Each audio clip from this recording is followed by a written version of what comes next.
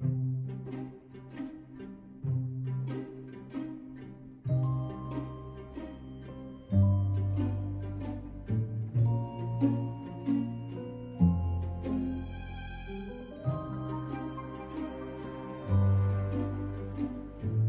never get a handle on this paperwork. I need a holiday.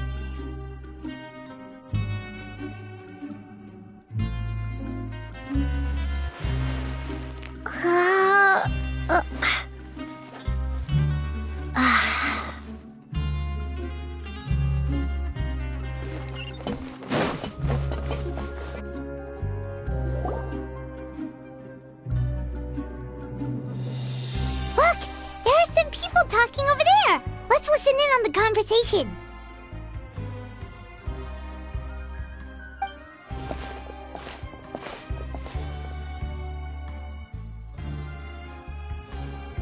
If you ask me, those pompous parasites on the surface act like they're all a bunch of aristocrats.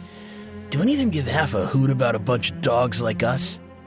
Hey, speak for yourself, mate. I'm no dog. Oh, you think you're special or something? If you're here, then you're just a convict like the rest of us. I've heard that even if you're released after serving your sentence... I don't buy that. Hey, how cool would it be if the whole world was destroyed by a giant flood and everyone had to start over from nothing? What kind of filthy bilgewater are you spewing? I have family up there. You best shut your sewer hole with talk like that. Listen, things ain't so great on the surface, but who says that you have to leave? I've heard that you can still stay here and work even after you've served your sentence. Not bad if you ask me.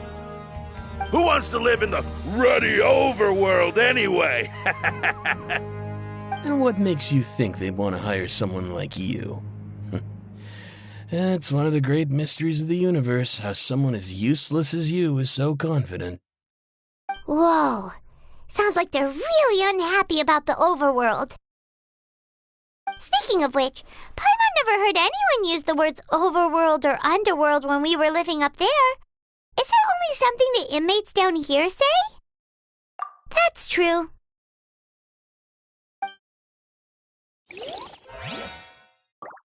Grab yourself a welfare meal.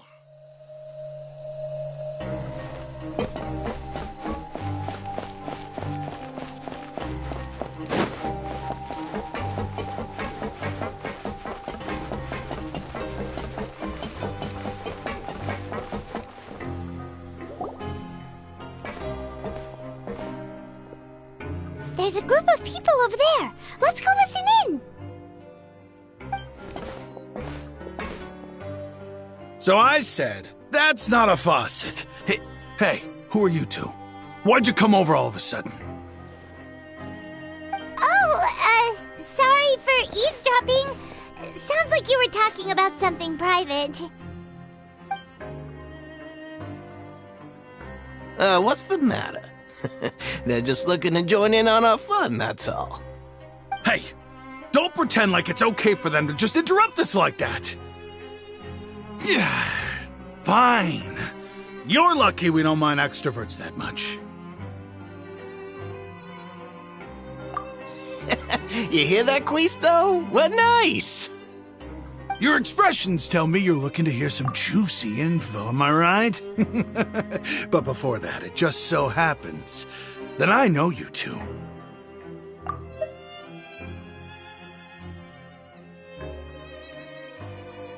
Really? Are we that famous? You're kidding. How often does anyone get a personal tour led by His Grace himself? Practically everyone was talking about it. Word has it that you also caused quite the kerfuffle. A little mistake, huh? I like the way you put it. You see, people with a good attitude can join our group anytime, unlike some of the others here. Your group? I'm Quisto, and this is Lavaroon. People usually call us the Bombshell Bros, but don't worry, we're not playing with bombs or anything. It's just that our information is always so explosive, and we blow minds on the regular. So, you two really like to gossip? Whew, you sure know how to embellish. No. You don't get it. Knowing intelligence will make things better for you here.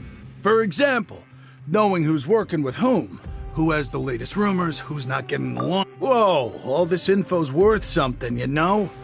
You should prove you're worthy of it. I don't mind him. Quisto's always this way. Just play nice and say something to massage his ego.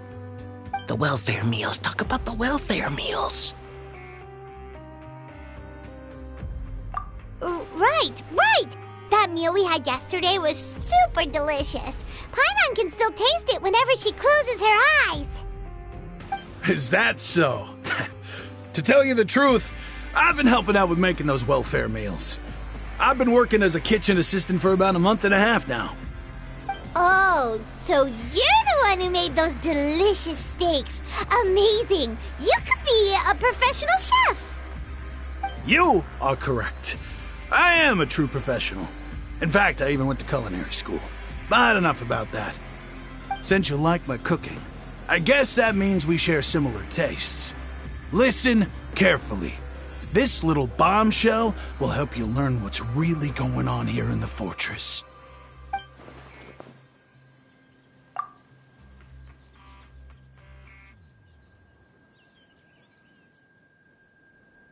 Listen, kids.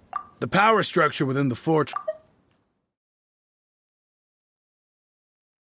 down here, we're basically dogs to them.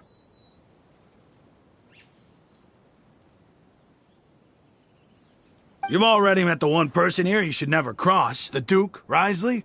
He knows more than you think. And if he doesn't care about something, then he often doesn't bother dealing with it.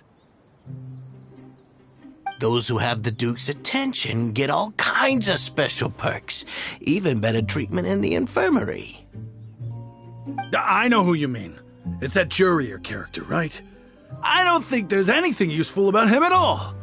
Why does he visit the infirmary? But did you know that Jurier was a talented researcher from the Fontaine Research Institute before he came here?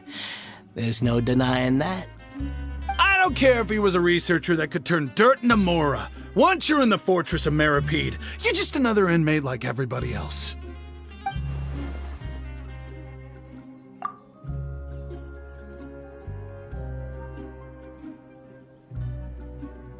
Speaking of which, the last time I saw him, he was passing by in the corridor with Lorvine. I also heard they started arguing in the library and got into a fight, right? Guess that's just how terrible of a guy he is. You mean he hit a woman? Wow, I never imagined he was that bad.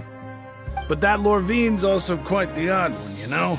She's always gabbing away, got into a fight with a man, and she also got sent to the infirmary. Come to think of it, I always see her going to the sick bay every couple of days, too. Huh. Wait a second. You don't think? Do you think could it be that they're secretly meeting there to go on dates? But it's really hard to imagine. After all, I do remember seeing Lorvine beat Jurier to a pulp that one time. And we might be overthinking things.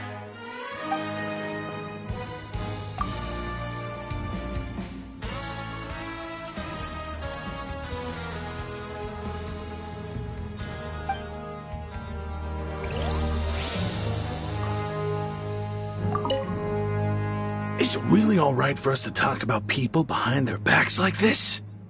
That's just how it goes. Good gossip is still gossip. Yeah, I guess you're right. But wait, we're not just gossiping. This is legit information we're discussing here, right?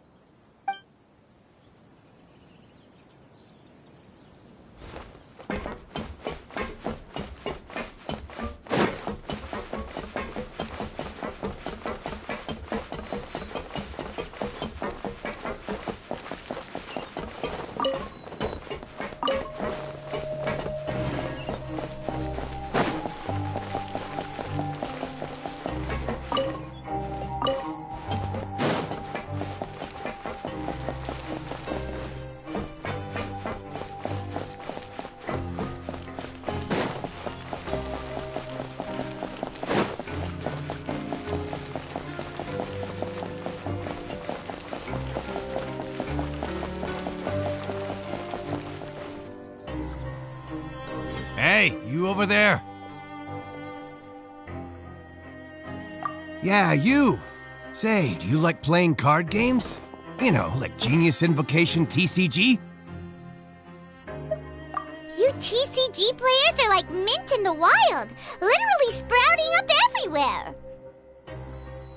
Hey, come on now. What's wrong with finding fellow Invocation aficionados? Anyway, care to join me for a game? All right. No pressure. But why would you be looking for people to play Genius Invocation in a place like this? Don't people usually come here to fight? Whether you're throwing down cards or throwing punches, it's all a competition, isn't it? It's all the same in my eyes. There are lots of card players here in the fortress. When I saw you, I immediately thought, hey, even outsiders from other nations play cards. So I came over to say hi. Sure. Great! Since you've been here longer than us, you need to flex your seniority a little bit, right? Maybe you could start by telling us newcomers some stories about this place. I thought you would have already heard everything by now. All right, then. Did you have anything specific in mind? Or do you want me to just pick a topic? Why don't you pick? We'll let you know if we've heard it already. All right. Have you heard any strange rumors since you've arrived? Then, did you know that there are some people who are always gossiping over in the corner?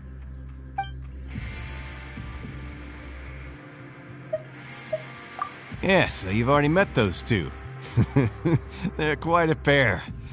They always keep an eye out for the latest happenings and gossip about everything. I've never seen anyone with more time on their hands. I heard that they used to be a chef and a bartender before they were sent down here. You know how bartenders are, always chatting with customers. And chefs love to pass the time just hanging out when they're not cooking. Good to know. Do you have anything else to tell us? Let me think. Sounds like you want to hear something a little more tantalizing. Oh, did you know that the Duke was also a convict in the fortress of Meripede before? Huh? Wait, are you serious? That's right. The Duke was an inmate just like you and me. Seems he was exiled here for committing some crime. Who knows how he ended up rising up to become the warden, though. To go from an ordinary inmate to becoming the manager of the whole place? I'm not gonna lie, I kinda respect that.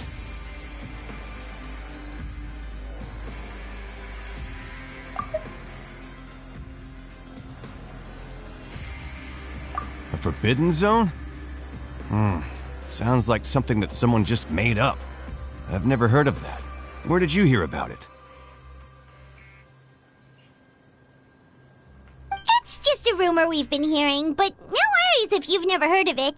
Do you have anything else you can tell us? Anything else?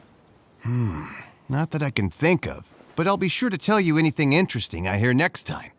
You'll have to play a game of Genius Invocation with me first, though.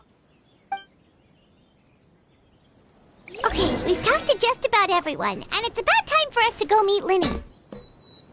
According to the card he left us,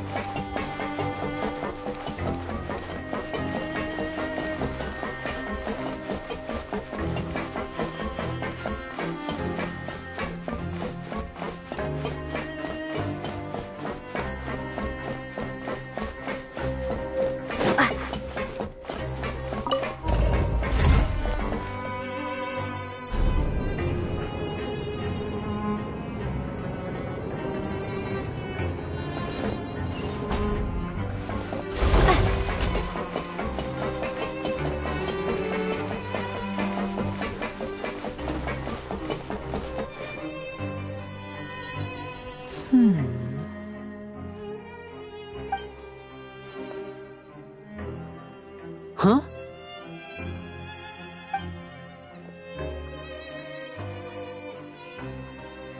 That look in your eyes. You found something? Hey, this is no time to be modest. Just tell him we found a boatload of information. Oh, as expected of the legendary duo, you have my full and undivided attention. Huh. I'd have never guessed that myself. The rumors swirling about this place are unreliable after all, and Master Child probably went missing because he found a way out. He is a harbinger after all. I suppose he's much more resourceful than I initially gave him credit for. Unfortunately, this isn't enough for our final report to Father. We need to find out Master Child's exact whereabouts. Father told me that even though Master Child said he was just coming to Fontaine for a vacation, he actually had some personal reasons. His agenda might be linked to his disappearance. His escape route is already flooded, so we'll have to task someone with professional diving skills to chase after him. Well, when you put it that way, it's obvious that only Fremine would be up to the task. Bingo! Is he around? He's working today. Coming here as a group would have attracted too much attention. I'll talk to him about it later. No need to thank me. This was always a part of our mission after all. Honestly, I'm far more impressed by you guys managing to collect all this information right under Risley's watchful eyes. Collecting information has always been our strong point. Now, let me think. To find out more information, Fremine will have to retrace Master Child's original route. And if he's to do that, he'll have to set out on the next pipe cleaning day at the earliest. That's 6 days from now. And after that, he'll probably take another 2 or 3 days to return. You can even estimate how long it'll take for him to get back? We've been working together for a long time.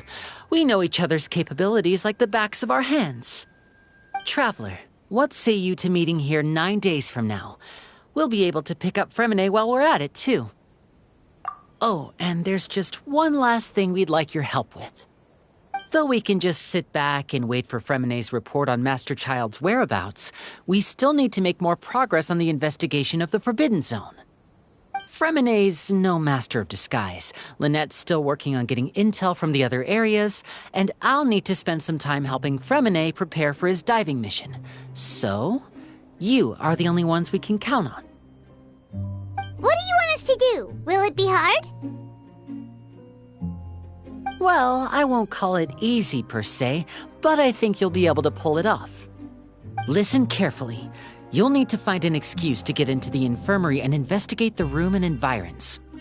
You've mentioned several sketchy-looking people always meeting at the infirmary earlier, so it probably has something to do with the secret we're hoping to uncover. You've already met the head nurse, so she'll be less suspicious of you. Investigate the internal structure of the infirmary and any active dealings within, and pass those on to me alongside anything else you're able to discover. But also, there's no need to take risks. Don't forget, safety always comes first.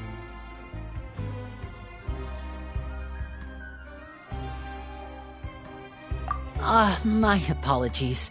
I just started rambling out of habit.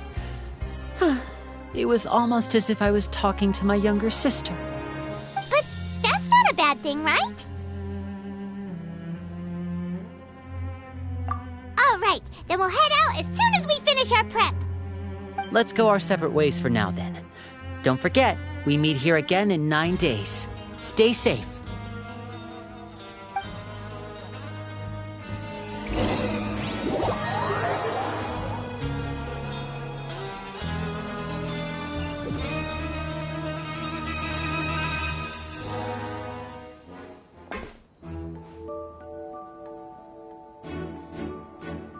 Hey, stay here for now. Paimon will take a peek. There seem to be several people inside.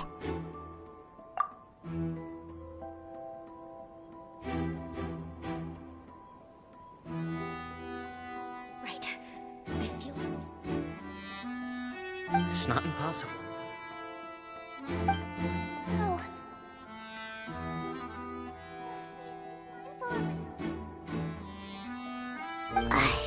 It's a bit hard to understand them from here, so why don't we just try to talk to them in person? Let's go as soon as you're ready.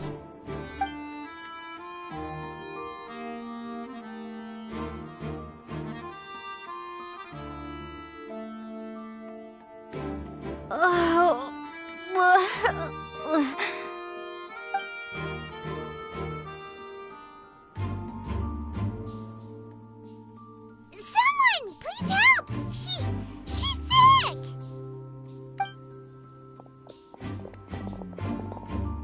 Whoa, are you okay? Oh my! What's wrong, little one? There's no need to panic. Take a deep breath before you begin. The traveler started complaining of a stomachache, and then nausea, and then collapsed onto the ground. Paimon doesn't know what to do! Freezing limbs, twitching fingers, and pale complexion? Could it be poison? Let me take a look. Please, lie down over here. Don't worry, I'll get you to the bed safely. Here, hold on to my shoulder and walk slowly.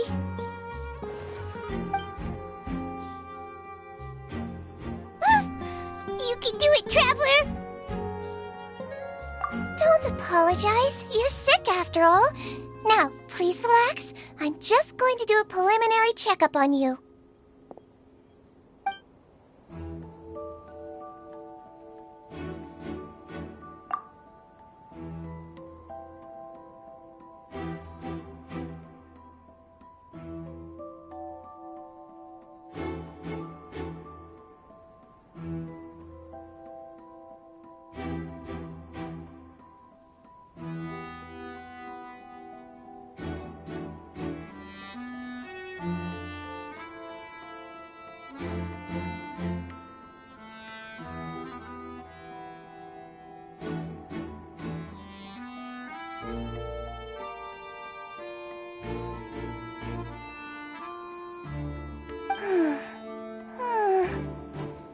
I see now. My checkup has confirmed that she's not in any mortal danger. That's our worst fear out of the way. Eh? Oh, that's good. But... I'll continue my diagnosis of the patient now. Please, relax and take a deep breath.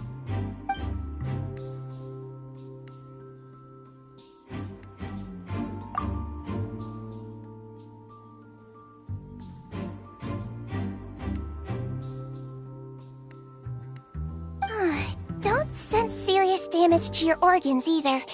Does it hurt when I press here?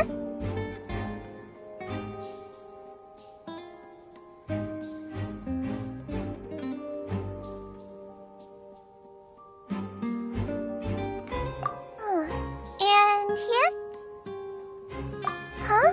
But based on my initial checkup, there shouldn't be a problem here. How strange.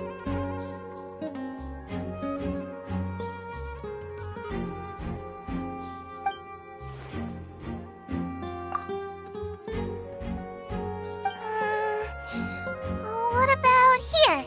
Does this hurt?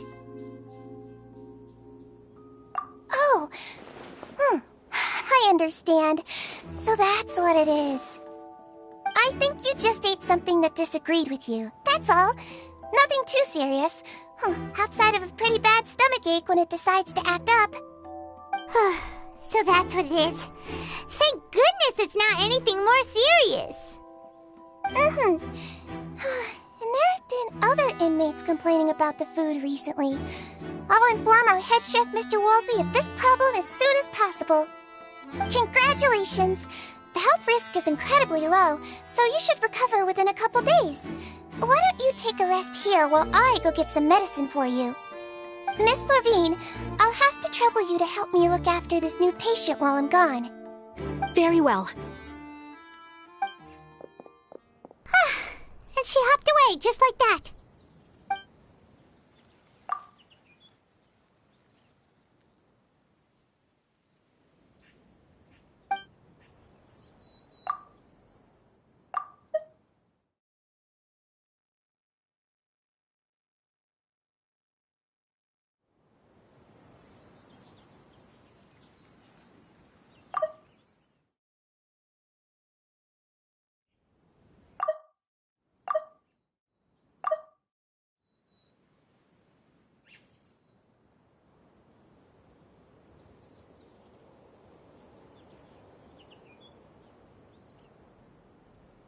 Hello. So how are you feeling now?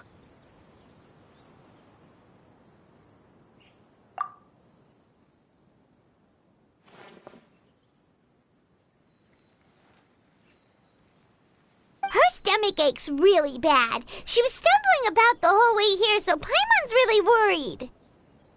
If Miss Sijuin says it's not a serious problem, then there's no need to worry.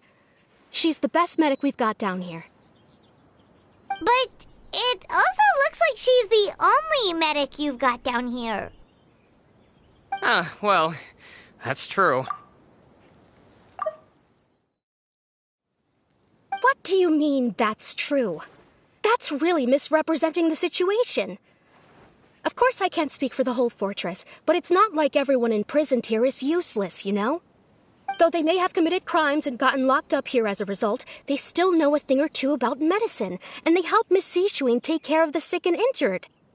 Yeah, you're right. But did you have to lecture me about it in front of another patient? Aren't you a patient too? Where did all your energy come from? That's correct. Sorry, I got a bit ahead of myself. Are you two also sick? We've been sick a while. I come back every once in a while for checkups, and to pick up the medicines Miss Sijuin prescribes for us. That's just the nature of chronic illnesses. As for her... you could say she fancies herself as Miss Sijuin's capable helper because she learned a bit of medical knowledge ages ago. Please watch your mouth, Mr. Jurier. Don't forget that you are the primary reason I have frequent heart palpitations. Hey, don't start arguing now. Please, keep it civil at least.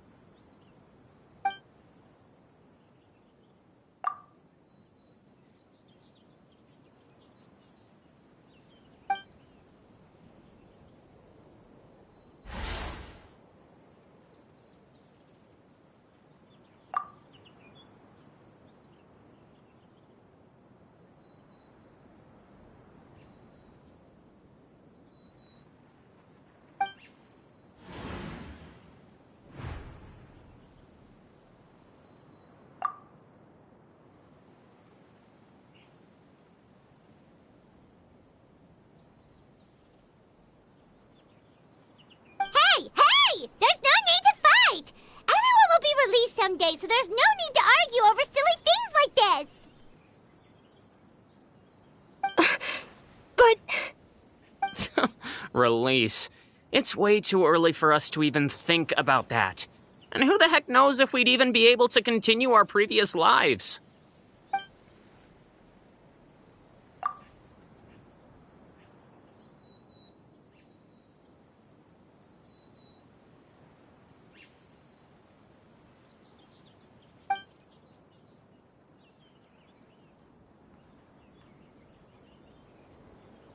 Please allow me to end this boring and useless conversation.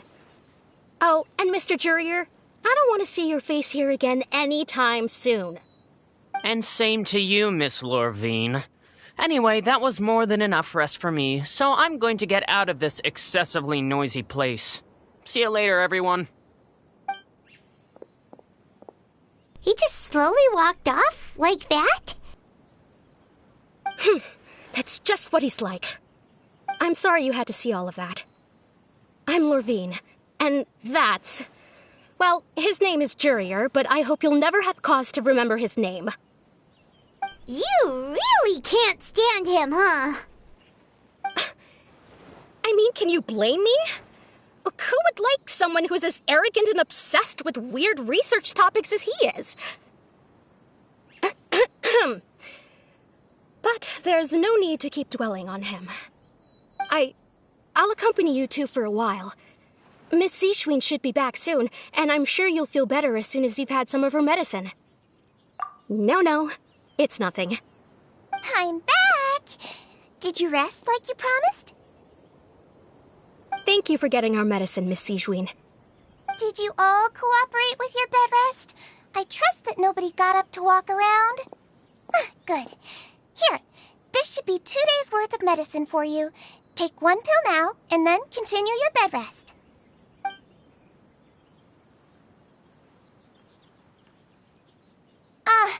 Miss Levine, I left in a bit of a hurry just now. Do you still remember if we discussed the color of the pill that you should be taking today? I remember. You said it should be yellow.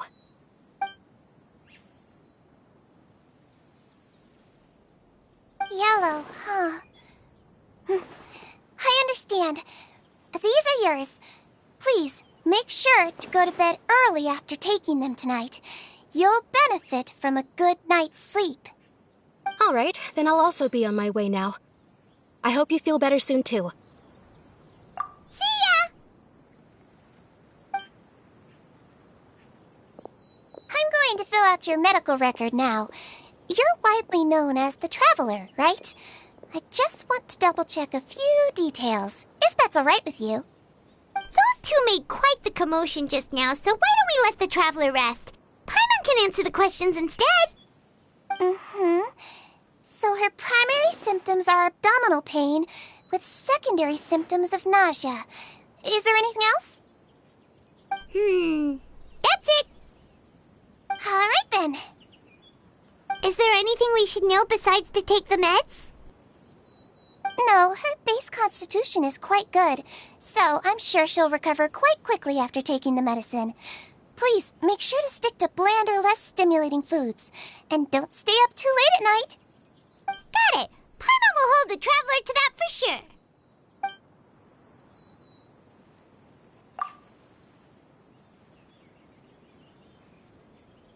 Oh, you're going to take a nap already? Okay then, you get some rest.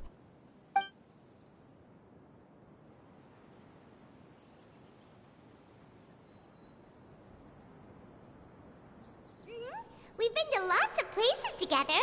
She may look a bit under the weather now, but she's actually super strong. Oh, so you're the best of companions. Well, don't worry, she'll recover soon.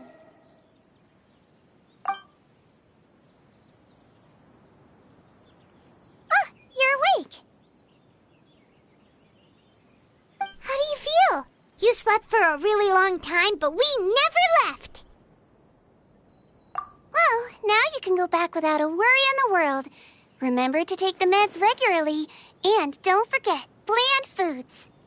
Thank you, Miss Sijuin.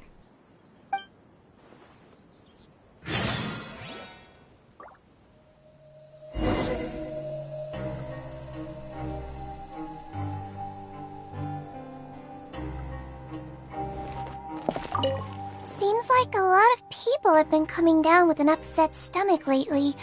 I'll need to address that.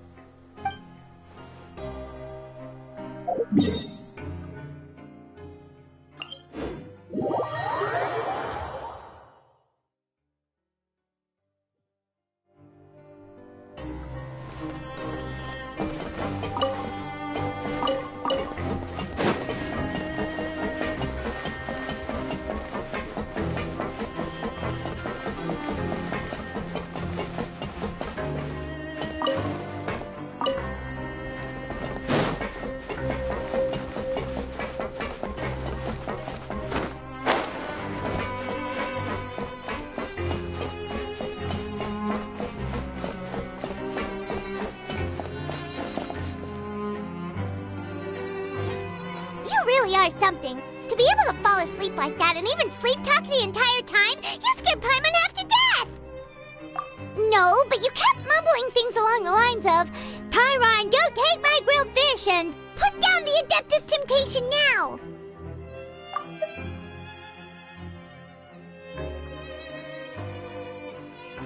Paimon talked with Sijuin the entire time you were asleep. She seems like she's just a sincere nurse, and Paimon didn't notice anything unusual in the room. Are you sure we're not going off track with the infirmary?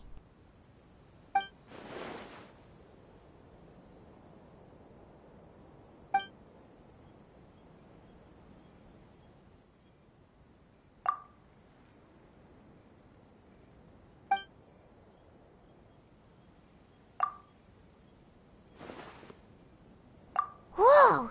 You really are super thorough. All those tiny little suspicious things that Paimon didn't even pick up on. We've got to give the info to Linny.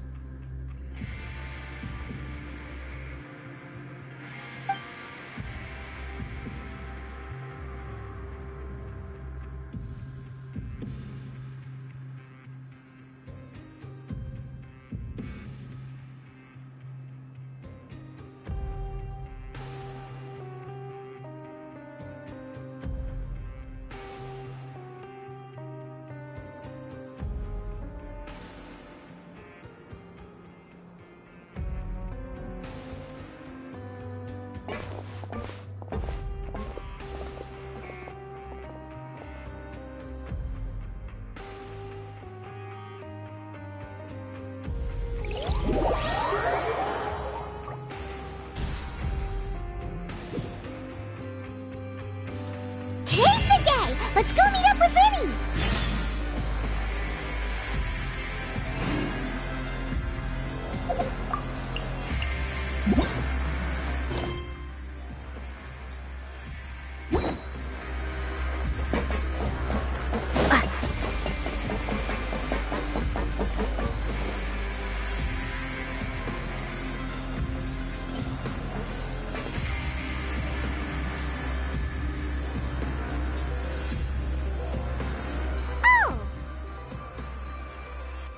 Hmm?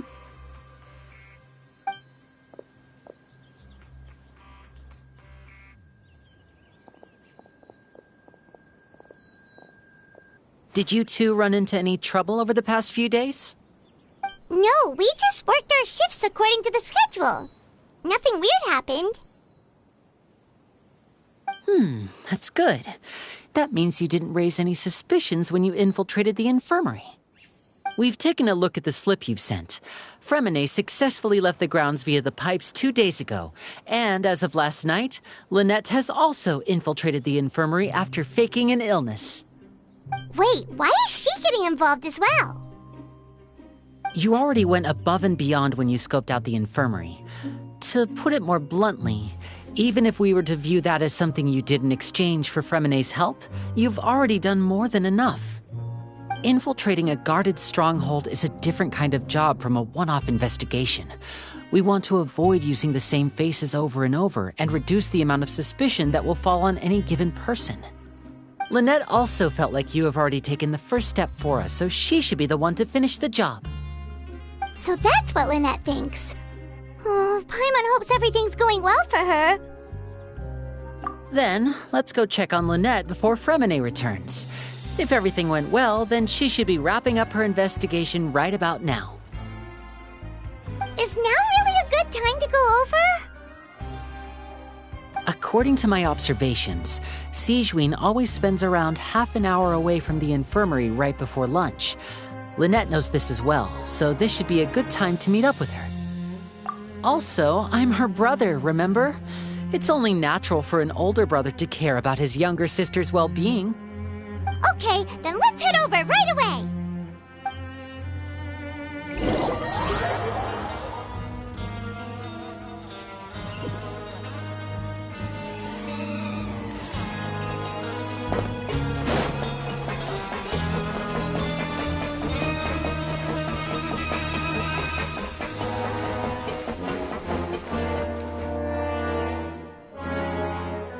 Lynette should be here right now. Huh. Strange. Lynette? As expected, Sigewinne isn't here, but why isn't Lynette here? No, Lynette rarely deviates from the plan. We agreed that if she were to make changes on the fly, she'd find a way to let me know. Unless... Let's see if there are any clues around here. We can look while we wait for her. Who knows? Maybe she'll be back soon. Okay.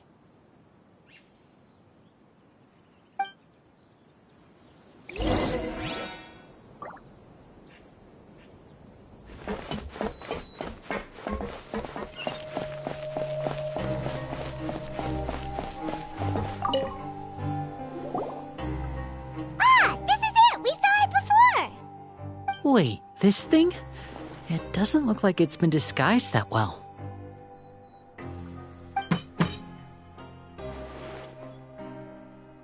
The space behind it is empty.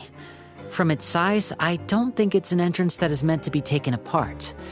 There's probably a mechanism around here somewhere. Could Lynette have tried to get inside? But if that's the case, she would have contacted me for sure.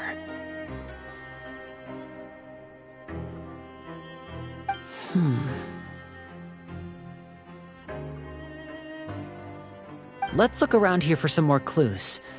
Don't panic, just take another look.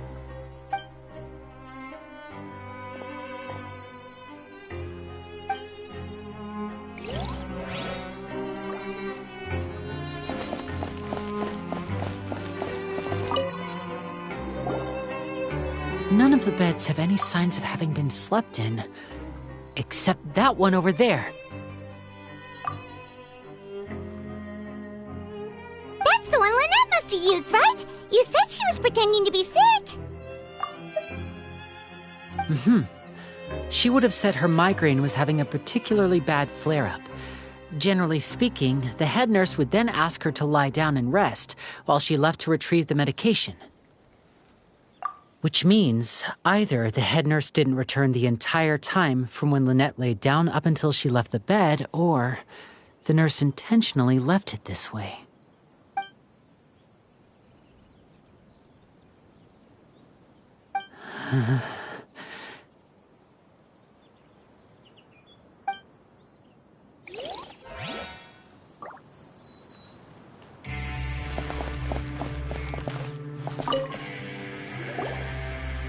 There are some books here and a few files. They all look like medical records. Advanced nursing, how to raise the spirit of your patients, a quick guide to the psychology of emotions, and the meaning of laughter. These sure are some interesting books. Who knew Sijuin would be interested in these kinds of things? She even has books on understanding people's motivations and feelings. Is it because she's a Melusine? Or does she have a need to understand her patient's emotional state? Seems quite normal to me. These are skills that would come in handy for a nurse from time to time.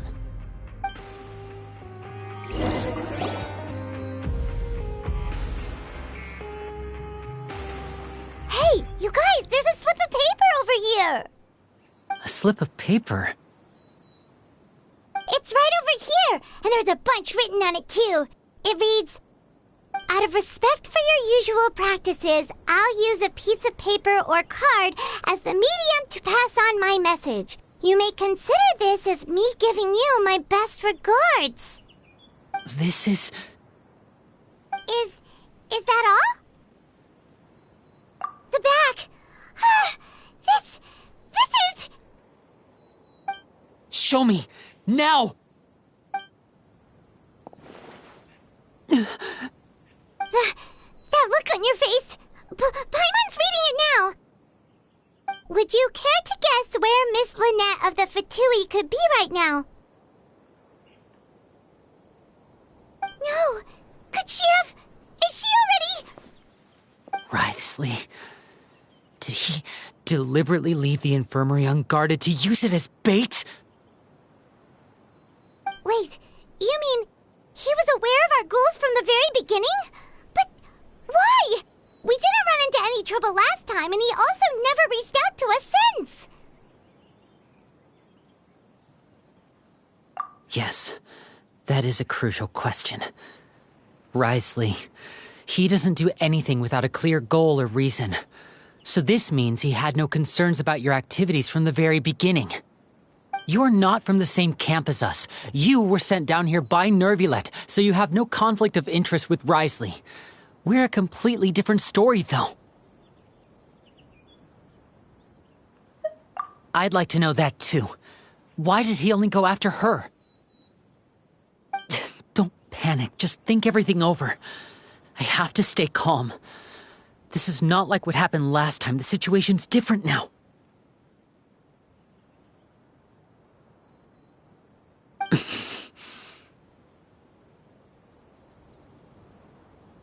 Wait, you're right. Wait, but that means...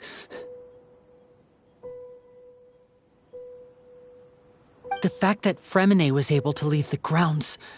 Could Wriothesley have let him go as well? But what does he gain by letting Fremine leave like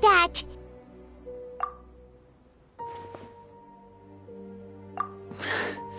So he's challenging me and trying to provoke me, I'm sure of it. We never should have sent out Fremine. We had to go through all that trouble to find an opening to sneak him around the guards and into the pipe, and we even thought luck was on our side. If Risley let him leave on purpose, then he's probably in a terrible spot now as well. Lenny's getting more and more panicked. We have to calm him down. Don't be like this, Lenny. Fremine wouldn't have left if we hadn't told you about Child. That was our fault. No, I'm the leader of this operation, and I'm the one responsible for this team. I was the one who failed to protect them. I'll go talk to Risley. Hey, don't be reckless! Traveler, please talk some sense into him. I simply cannot allow Lynette to be abducted again. I have to go. I'll find a way to get them back.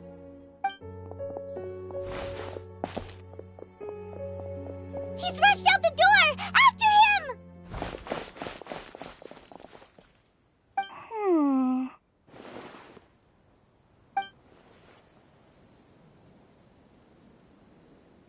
Right. I feel like we still have some room to make changes on these details. It's not impossible, but it'll require extensive testing. Is that so? Very well. Then please be mindful of the time. Huh? Is someone? Pack everything up. Whoever's outside is eavesdropping. They'll probably come in once we stop talking. Someone! Please help!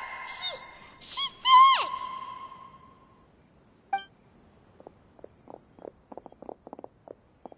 Whoa, are you okay? These two. As expected, they've already found this place. Oh, they are quite sharp. What a delightful turn of events. I like smart people, but I also like playing dumb. I like the feeling of being trusted. Oh my! What's wrong, little one? There's no need to panic. Take a deep breath before you begin. Being able to read human expressions is quite the useful skill. Wait! Wait! It's no use. We have to catch up to him.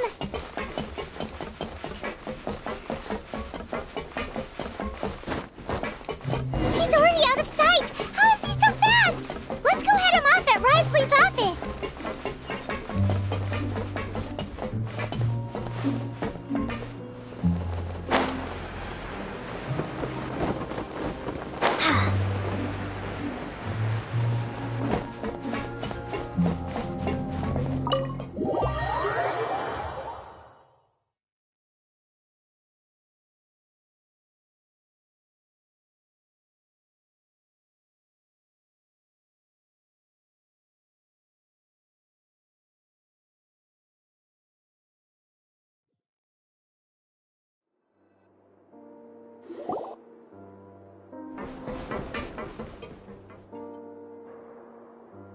Come out and face me, Risley! Aren't we at an administrative office space? Why don't you at least try to follow even a couple rules from the fortress's indoor management regulations? What did you do to my sister? I ran into the young miss at the infirmary. I'd heard that she was suffering from quite the migraine, so I decided to invite her over for a cup of tea. I do have some teas in my collection that can work wonders against such an illness.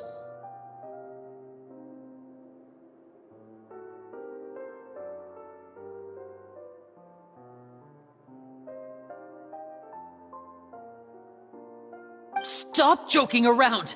Where did you take my siblings? I have also heard that your performances are quite the spectacle. Miss Lynette would sometimes enter a box filled with water, only to emerge the next second from another place altogether. Maybe she'll appear behind you right now if you were to turn your head. Is he trying to trick me into turning my head? No. He's probably not looking to attack me right now. All of the hostages are in his hands, and he's even in the mood for small talk. That means Lynette is probably still alive. You knew we were investigating the infirmary from the start, so you deliberately aroused the Traveler's suspicions and baited us into continuing our investigation, just so that you'd be able to kidnap Lynette. As for Fremine, no, you probably didn't even interfere with Child's escape. You let him go, so you could purge the Fatui members that we had planted into your ranks. There was no need to do so. The Fortress of Meripede is a pretty pleasant place. Most people enjoy their lives here. The only ones who act differently are those with personal agendas. It was quite easy to identify your colleagues. You removed our original members and spread the news of Child's escape so Father would assign our team to come down and investigate. Fremine has also fallen into your hands, right? If you're oh so omnipotent and so in control, why would you need hostages? One correction. Lynette is in my hands right now, but Fremine is not. He's not? What do you really want? Lenny! Oh, wonderful. Everyone is here, so I'll only need to say this once. Thank you so much for cooperating with me. Eager and to the point, I see. Alas, only Miss Lynette is currently having a cup of the fortress's finest tea. Although, as per your original plan, Mr. Fremine should also have returned to the fortress by now. But he has neither shown up within my gates, nor has he been taken into any kind of custody. So where do you think he may be right now? Wait, you can't mean... You locked him outside in the sea? I closed the fortress's gate to the outside world. That's all. Fremine's a star diver, so he should be fine, right? No, we're still here, so he definitely tried to find a way to come back for us. So we can't assume he might have made a break for the surface. But why would I do this, you may be asking? To have an audience with you, of course. My intel tells me that Mr. Linney is a great magician, so it's only natural for me to want to have some cards of my own when it comes to negotiating. Besides, I do recall you mentioning to Miss Lynette that you've always wanted to have a face-to-face meeting with the Lord of the Fortress of Meripede, regardless of whether it was in a personal or a professional capacity. Well, you got your wish.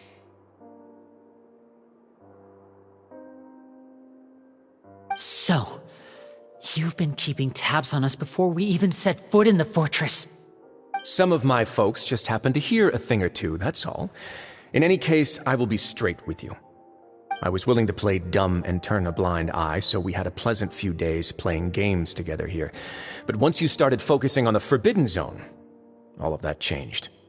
Mr. Linney, the cards are stacked against you right now. Miss Lynette is in my hands, and Mr. Fremine is still slowly being pickled out there in the brine.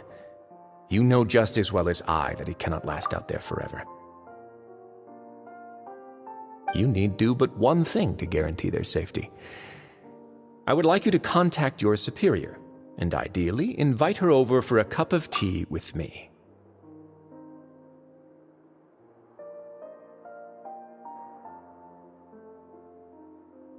You want to see Father? But why should she bother giving you an audience? Well, if she cares for the well-being of her dearest children, she should have plenty of motivation to join me for a parents' evening. I've heard that the bonds between the members of the House of the Hearth are like the bonds of family. I don't see why she would refuse. Why did you think Father sent us to handle the Fortress of Meripede? This place is basically a no-man's land. It wouldn't be fitting for anyone as important as a harbinger like Father to come here in person.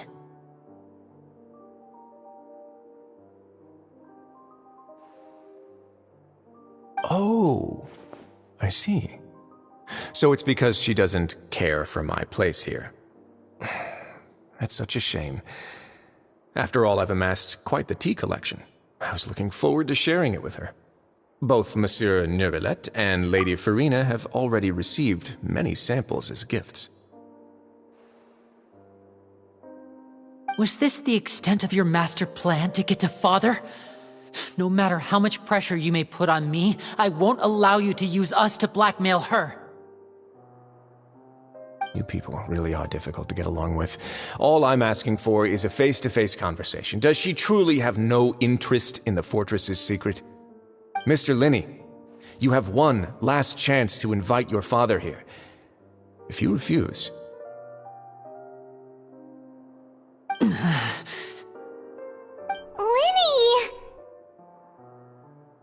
Instead of asking why I'm doing this, why don't you try to see things from my perspective for a second? From the very beginning, the Fatui has been actively infiltrating my fortress. I gave you a warning by cutting off the first few operatives I found, but that only caused you to double down. Had you given up on the fortress then and there, I'd have no reason to want to talk. Mr. Fremenet left the fortress on his own, and Miss Lynette tried to pry out my secrets right in front of me. No matter how you look at it, the responsibility for this falls on you.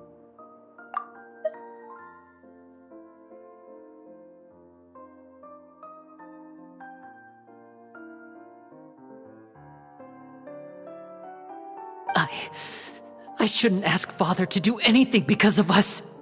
6, 5... Wait, 2, 1. Time's up. It really is a shame, Mr. Linney. Risley! Negotiations have broken down. Please leave, ladies and gentlemen. It's time for my afternoon tea. Yeah,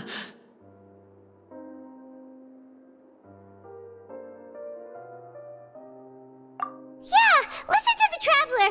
If you can't talk to Linny, can you at least talk to us? You do realize that I'm only letting you go because of Neuvillette, yes? You're here helping him out, and I've already done my best to stay out of your way. But that doesn't mean you can just do whatever you want. The fortress may be small and remote, but it still has its own set of laws.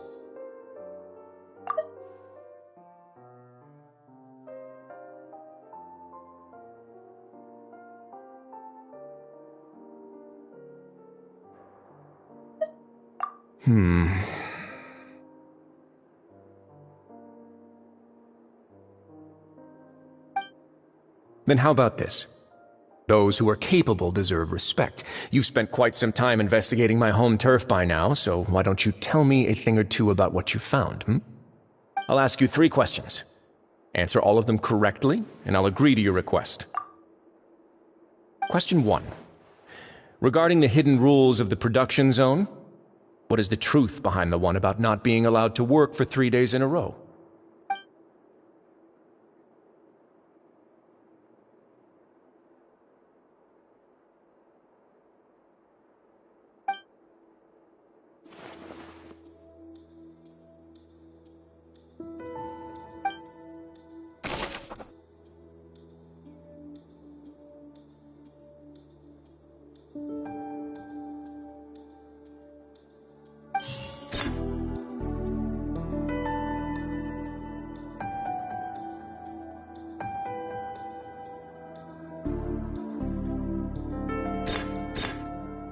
I've been told that the infirmary is always empty for the half hour just before lunch.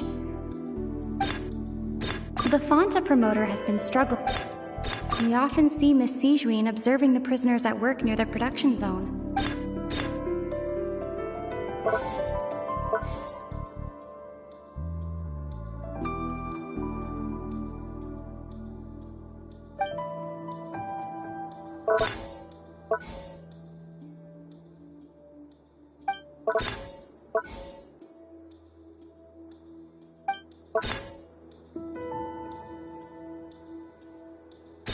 The research note said that the Melusine race perceives the world very differently from humans. According to Collins, the Pancration tournament only took place because the Fonta company sponsored. I've been told that the infirmary is always empty for the half hour just before lunch. But what could Sijuin be doing during that time? The Fonta promoter has been struggling because he does... We often see Miss Sijuin observing the prisoners at work near the production zone. It seems like she can perceive the general state of a person's health just by looking at them.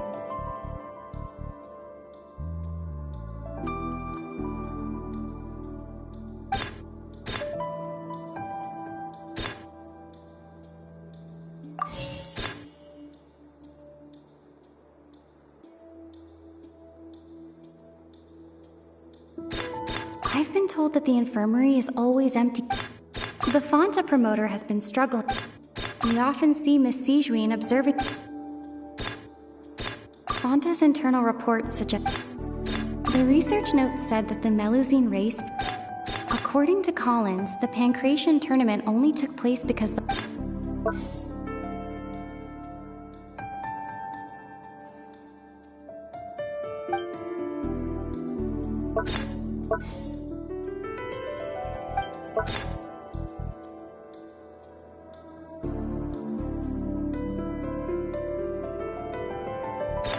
The research note said that the Fanta's internal reports suggest that they're starting a new trial of an unnamed and unpackaged product.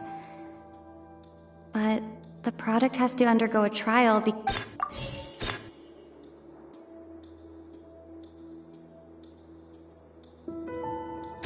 We often see Miss Sijuin observing.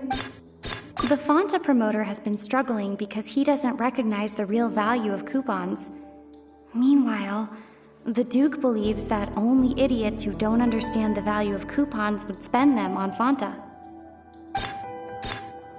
I've been told that the infirmary is always empty for the half hour just before lunch. But the Fanta promoter has been.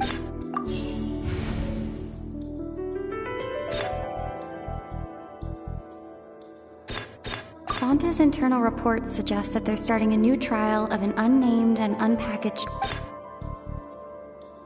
I've been told that the infirmary is always empty for. The research note said that the Melusine race perceives the world very differently from. According to Collins, the Pancration tournament only took place because the Fanta promoter has been.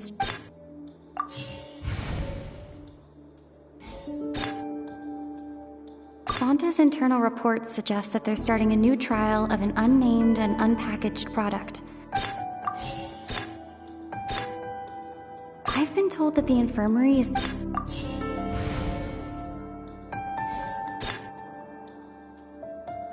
I've been told that the infirmary.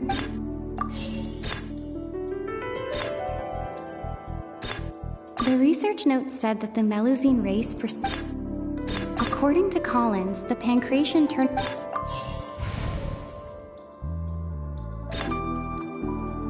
The research note said that the Melusine.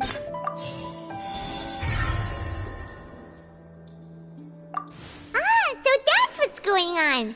Paimon understands it now. Who would have guessed? The hidden rule of the production zone. People are not supposed to work 3 days in a row, and if they do, they'll get strange meat in their welfare meal. At first we thought this strange meat must have something to do with the people who disappeared, but in reality, they were all prepared by Sijuin, the head nurse. She often visits the production zone to observe the workers' health and makes a note of anyone who has worn themselves out after 3 full days of work. Out of her sense of duty as the head nurse, as well as her genuine concern for the workers' health, Sijuin visits the cafeteria right before lunch and cooks an extra dish for those who can use the stamina boost. Sijuin has only the best intentions with her surprise gift and doesn't want anyone to find out about what she does. However, unfortunately, Melusines as a race perceive the world differently from humans, and their sense of aesthetics is even more alien to us. The recipients of her lovingly prepared special meals cannot taste the care within and usually just freak out. Are we on the right track? Not bad. You've uncovered Sijuin's secret and even guessed her intentions correctly as well. It's nice to know that her efforts have not gone unacknowledged. All right, now for my next question. There are also some hidden rules in the Pancration Ring, including the one that you're not allowed to support both sides of a fight. Why is that?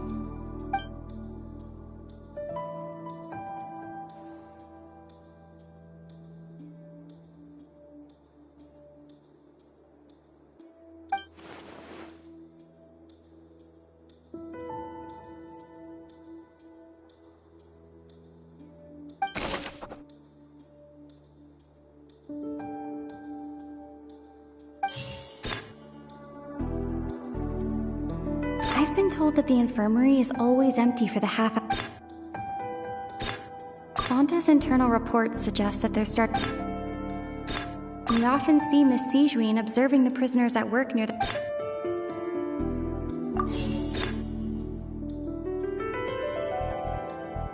We often see Miss Sijuin observing the prisoners at work near... The Fonta promoter has been struggling because... The research note said that the Melusine race perceives the world very differently from humans. Because... According to Collins, the Pancration tournament only took place because I've been told that the infirmary is always empty for the half hour just before lunch. But what... I've been told that the infirmary is always empty for the half hour just before... We often see Miss Sijuin observing the prisoners at work near the production zone. It seems like she can perceive the The Fonta promoter has been struggling because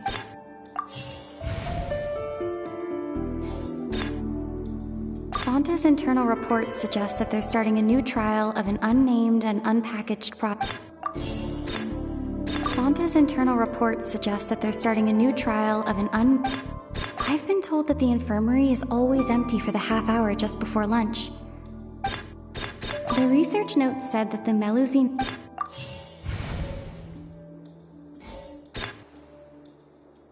The research note said that... According to Collins, the Pancration...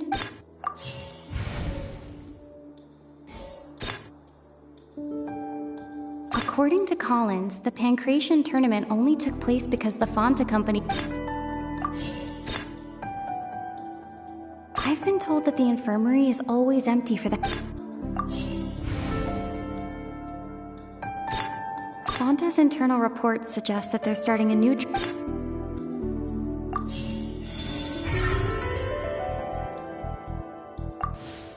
Paimon gets this rule too now, so there really was nothing to be afraid of. That hidden rule of the Pancration Ring is about how, people are not supposed to bet on both boxers at the same time. And if they do, they'll receive a package containing a strange, blood-colored liquid. People get scared when they see it because they've subconsciously begun to associate it with the missing boxer. But really, it's just a bottle of the latest yet-to-be-named and packaged new Fonta trial product. A blood-red drink. It's no wonder even Fonta's own staff were questioning the company's decision-making. The company, facing backlash from its own staff, decided to try to trial the product on a smaller scale, to see how it might be received by customers. They came to the fortress of Meropide and offered to sponsor the Pancration tournament so they could push their new product. But the Duke completely refused to even entertain the idea. The Duke, knowing how valuable coupons are in the fortress, knew that only total idiots who didn't understand their true value would bother buying a Fonta product here. And so, only those who proved their stupidity by being dumb enough to bet on two opposing sides of the same match were selected to receive the drinks. I acknowledge the effort you've put into bringing the truth of this mystery to light. Although, based on your description, that Fonta promoter is a bit too careless with his words, I may just reconsider my collaboration with the company. All right, and here's the final question. What's the secret behind our head nurse and all of her patients in the infirmary?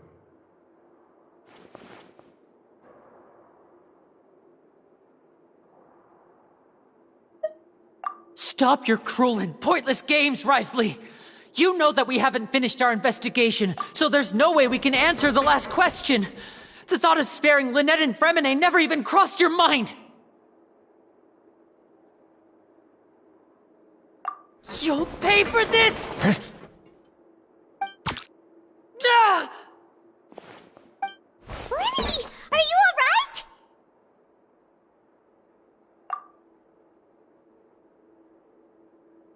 Oh, close one. I owe you, Sigewinne. That was a fantastic shot. It was nothing, Your Grace.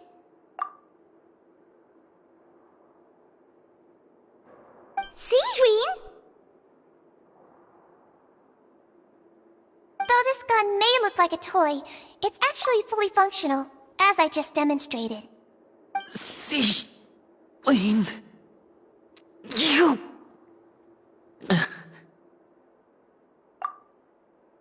Not at all. I am merely a resident of the fortress, and thus protecting it is my duty.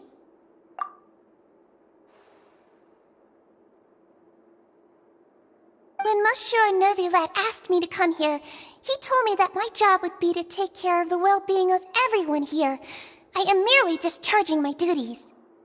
But if you mean what you just said, then isn't Lenny someone you should be looking after as well? Isn't he a resident here just like the rest of us? But I really am just doing what Monsieur Nervulette told me to do. Everything I did, I've done to protect them. Had I not, they would be in far more dire straits right now. His Grace knows it too, right? Your Grace? Mind proving my innocence to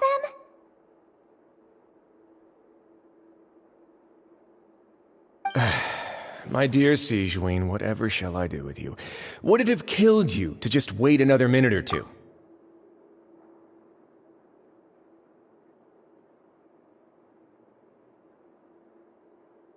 Well, it's nearly time after all. The way you do things can be truly frustrating sometimes, Your Grace. I figured I should try to talk some sense into you. What are you talking about? What time? Take me if you want. Let them go. How touching. Can you just give me one more minute? Don't be like that, Your Grace.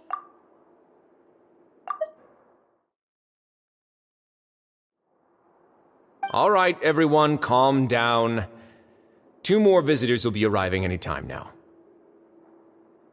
I'll go get a cup of tea. Miss Sigewinne, I leave Miss Lynette in your care. You... What are you doing? I believe I hear footsteps.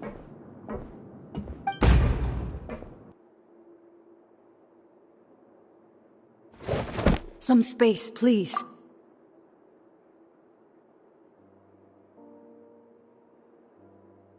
Ah, Miss Clarande. My door. Fremine... Fremine... What's going on?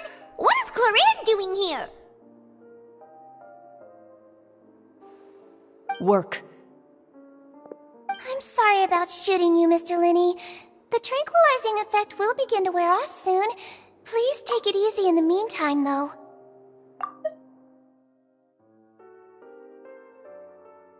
What happened to Fremine? Wasn't he diving just outside of the fortress? Why is he looking like this?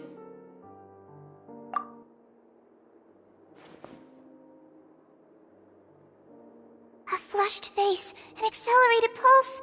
He must have consumed primordial seawater. What did you say? Please, make some space. I'll need to give Mr. Fremine a more thorough checkup. Your Grace, I'll leave the rest to you. I'll talk to Clarande while you get Fremine to where he needs to be. Everything else can wait.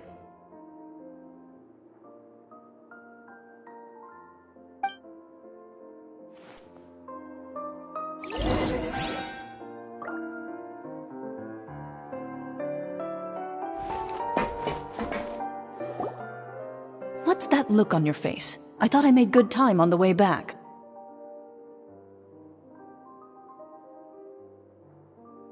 Oh, I'm just admiring your punctuality. Had you arrived just a few minutes later, Sigewinne may have been forced to shoot Mr. Linney again. How's the situation out there?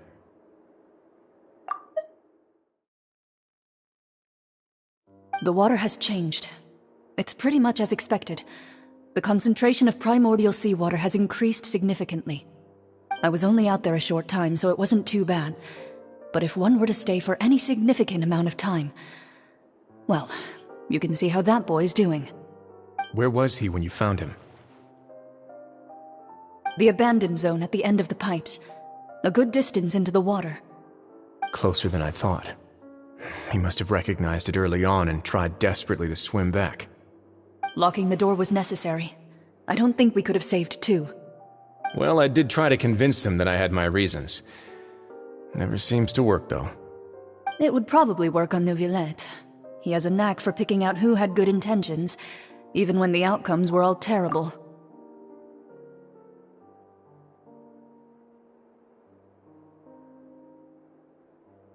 It's a bad sign if you're having to plead your case to Neuvillette. Want some tea?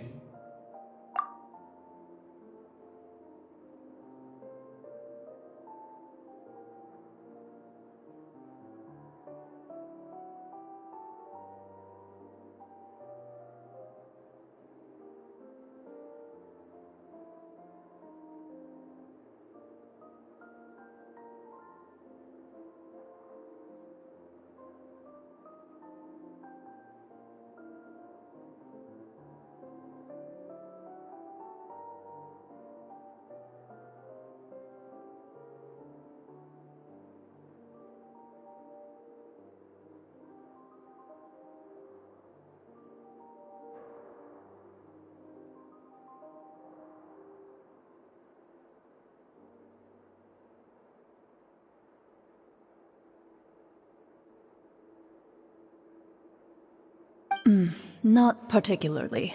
If you want to drink some that badly, just say so. Fine, I'd like to get some tea. Want me to get you a cup too, since I've already made it?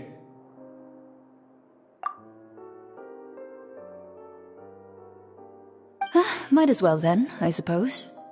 Actually, do you have a towel? I would like to dry my hair.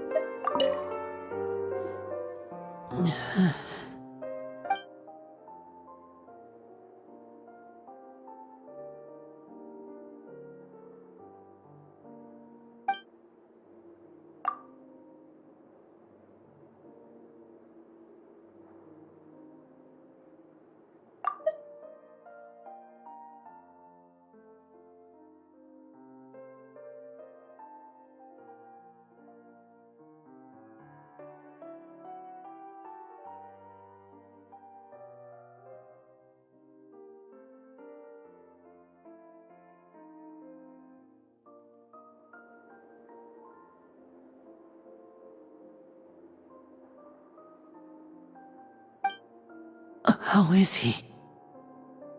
These symptoms are probably caused by an acute ingestion of a large amount of primordial seawater. Still, his condition is not critical. Of course, it would be best if he stayed for further observation. Let's leave him here for now, and move him to the infirmary once he's recovered a bit more. Sorry. I am aware that the infirmary may not be your favorite place in the world at the moment. We do only have a single clinic in the fortress, however. Why would he ingest a large amount of primordial seawater after leaving the fortress? How could that possibly happen? Please, look after Mr. Fremine for the moment. I'll go fetch some medicine and a respirator. Oh, I'll bring Miss Lynette back with me. Where is she? How is she right now? Oh, she just took a nap in an empty room after I tranquilized her. If my calculations are correct, she should also be waking up right around now. You might not believe me, but His Grace and I actually made some snacks and tea for her.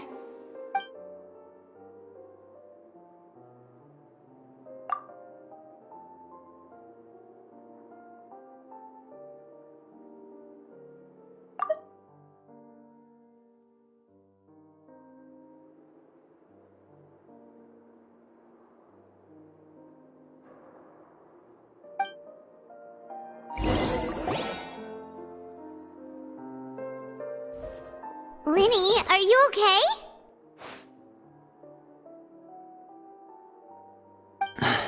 I'll be fine.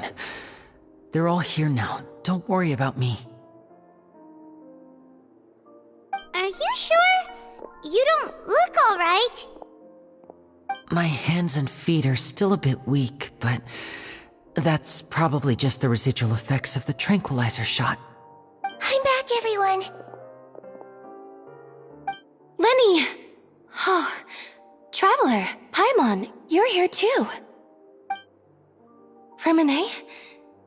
Is he... He'll be fine. But for now, please help me lift him up.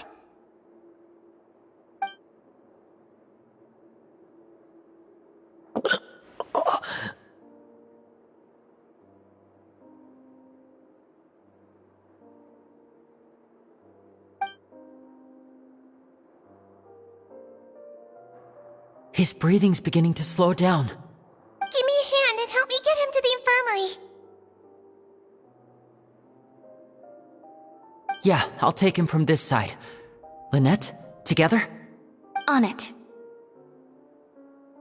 Traveler, you seem pretty worried about him. Want to come with us?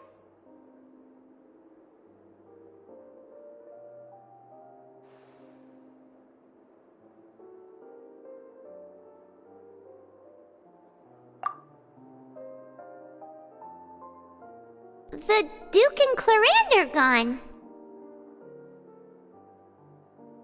They probably went to get some tea. The Duke will explain the truth in just a bit. Miss Clarande will need a break, since she only just returned from rescuing Fremine out of the sea.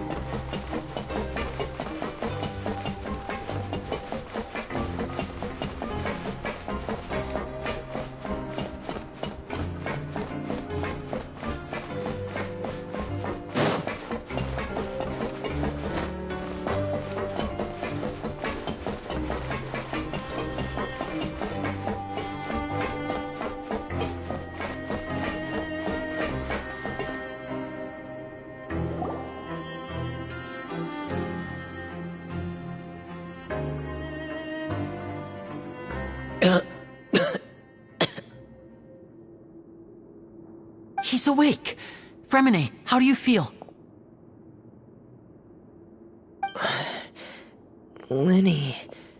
Lynette. We're all here. Where am I? The infirmary, at the Fortress of Meripede, Mr. Fremine, and you are no longer in any danger. How do you feel? Don't push yourself if you're not feeling up to it. Traveler. Paimon. It's been so long. The sea. There's something wrong with the seawater. Shh, it's okay. We can talk about it after you've recovered. No, listen to me. This is really serious. There's primordial seawater mixed into the regular seawater. I don't know why it's there, but no one should touch it.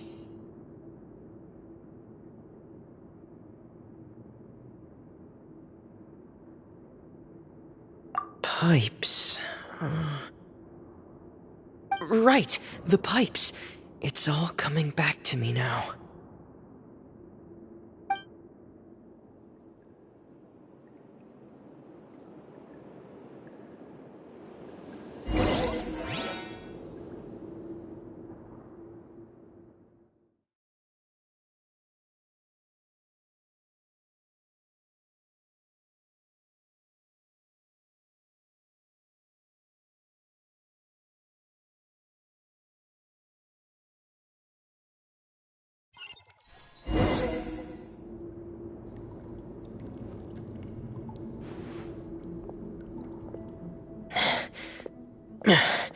I'm in.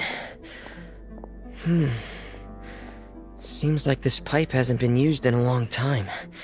It looks abandoned.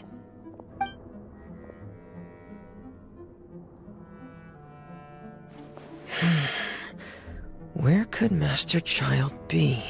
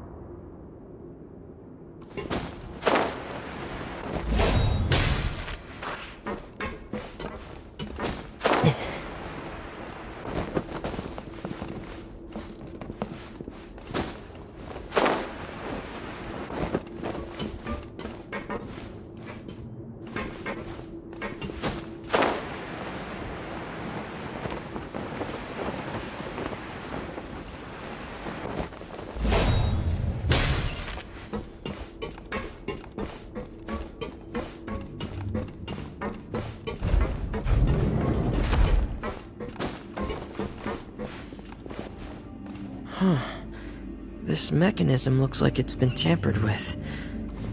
Could he have done it?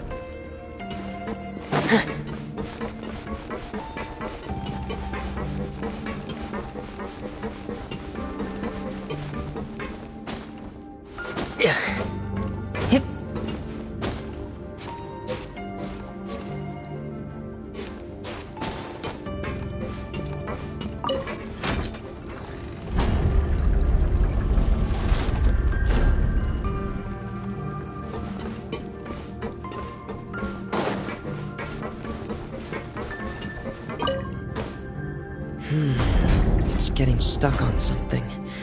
Seems like I'll have to avoid those obstacles while I turn it.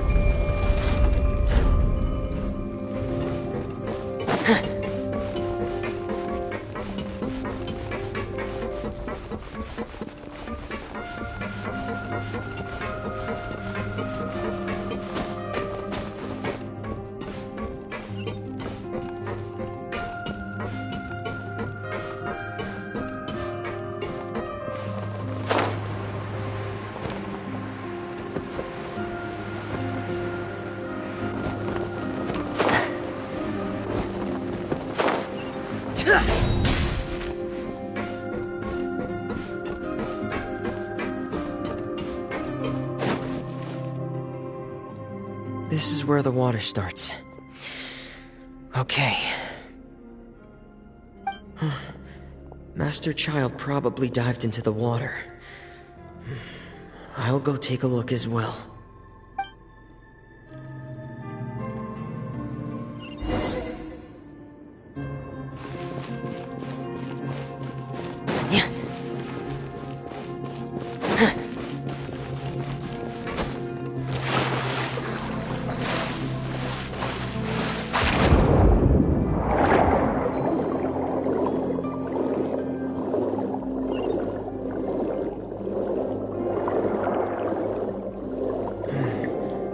The vegetation here is a bit more sparse. These traces aren't natural. A person must have left them, and recently. I should be going... There are traces here too. I need to keep going. The traces are gone. But I don't see where he could have gone from here. Wait. What the...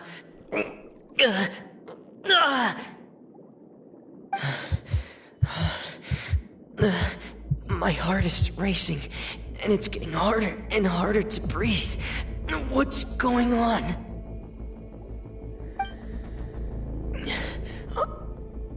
No good. I have to get back. They still don't know anything about what's going on. If I turn back right now, I should still be able to make it.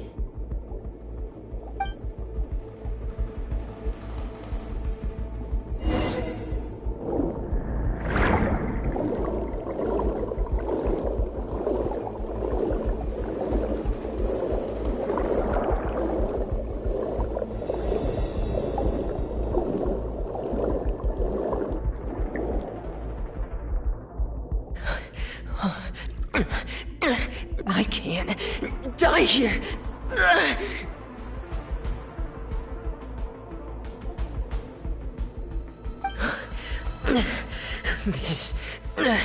This is bad. I'm feeling worse and worse, and I'm still underwater.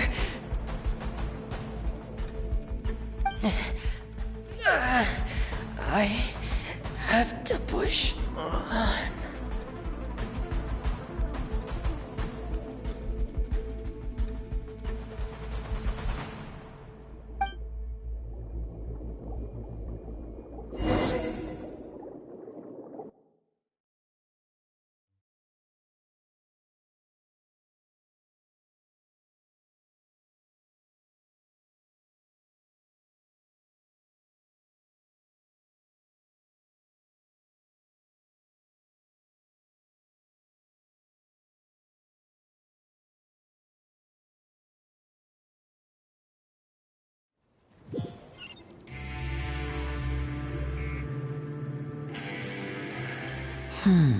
So, in other words, the trail you were following vanished, and you had no idea where Master Child could have gone, but there was also no obvious place for him to have disappeared to. That's right. I tried my best to swim back, but I had already put some distance between myself and the fortress, and I just couldn't find the strength to keep going. I probably passed out some time after that, and you know the rest. Miss Clarande brought you back, but we also don't know why she just suddenly appeared at the fortress, or why she went out to save you. Miss Clarande, you say? I must go thank her in person. You're still too weak for Monet. You can go after you've had some more rest. Miss Lynette is right. I believe Miss Clarande will stay here as a guest for another few days, so there's no need to hurry. A guest? Then I can assume Risley was the one who invited her to come down here? You should ask His Grace about that. He'll be able to explain better than me. Yeah, it's about time he actually told us what's going on. Wanna come with us, Lenny? No, please go on without me. I don't want to leave just yet. Lenny. The logical part of my brain is aware that we're safe right now, but I still can't bring myself to leave. Both of you are just in danger. Understood. Then let's just sit together for a while. In that case, I'll leave the infirmary to you. The Traveler and I are going to head out for now. As long as you stay in here, I don't think you'll be disturbed. Thank you.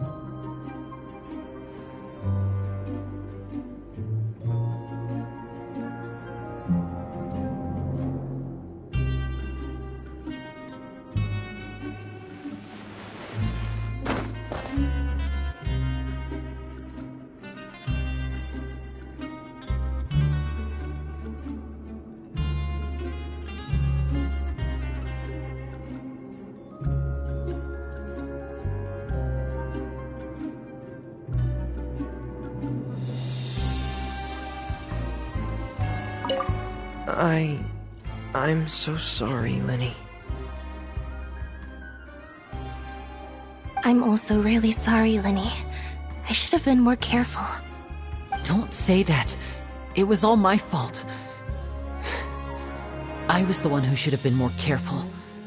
You two were nearly... If I was stronger, maybe I would have already found Master Child. No, how can you say that? Huh? I'm sorry. What I'm hearing is, we all dropped the ball at some point during the mission, so the responsibility falls on all of us.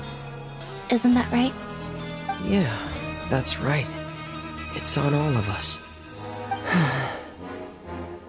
Lenny, we understand that you're worried about us, but we're worried about you as well. Please don't blame yourself. We want you to keep your spirits up.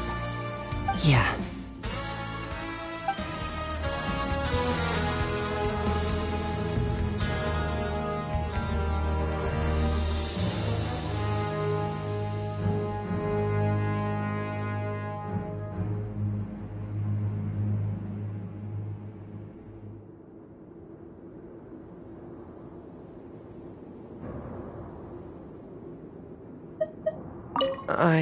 I'm also really... Don't say that. If I was strong... No, how can... Huh? I'm sorry.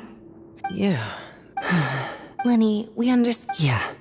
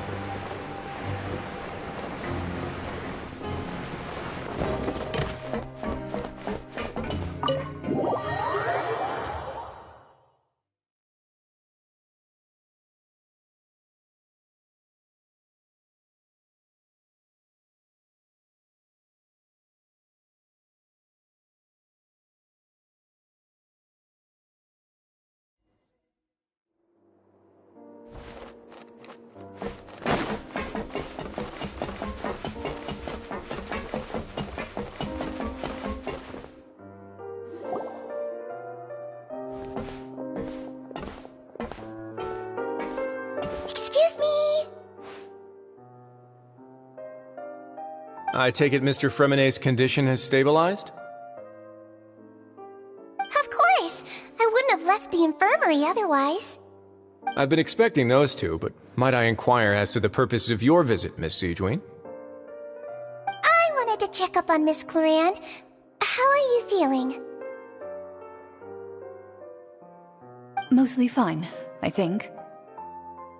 If you don't mind, I'd like to perform another quick physical exam. It'll just take a few minutes. All right. Thank you for looking out for me. I'll take my leave for now, then.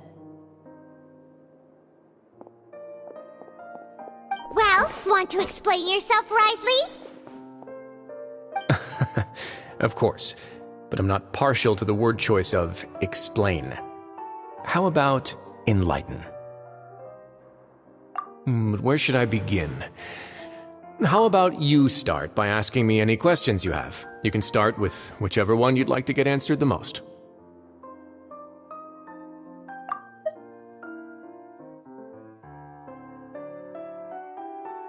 Then Paimon will begin.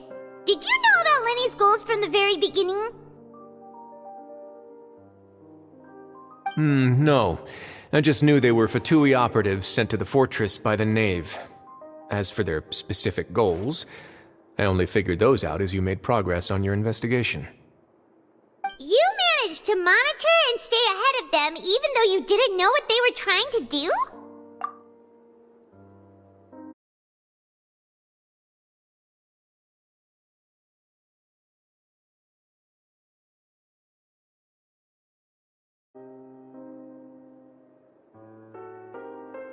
They came here with ulterior motives.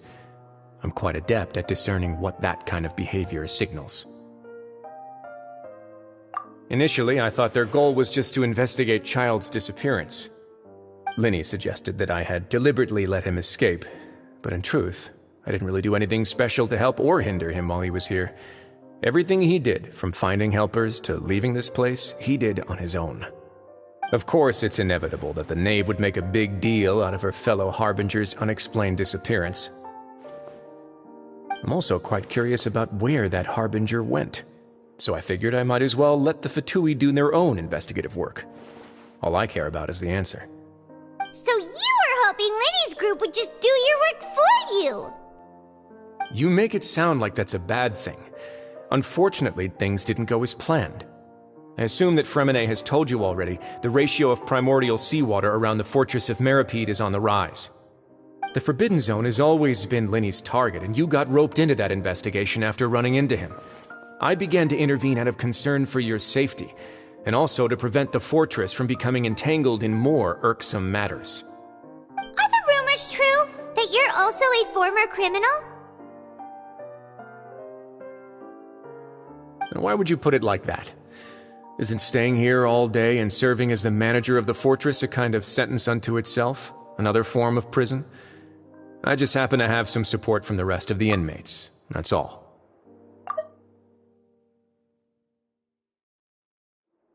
Oh, right! Paimon wanted to ask, who invited Cloran down here? Me, of course. I paid her good Mora to come down to the fortress for some field work. As a champion duelist, Miss Cloran could be considered to be an independent party. I needed to find an exceptionally capable person to help me get through the impending crisis. And saving Fremonet was part of that crisis? You can think of it like that, yes. Credit where credit is due, that boy is quite adept at diving. Had conditions not been as hostile as they were, he probably would have found the missing Harbinger already.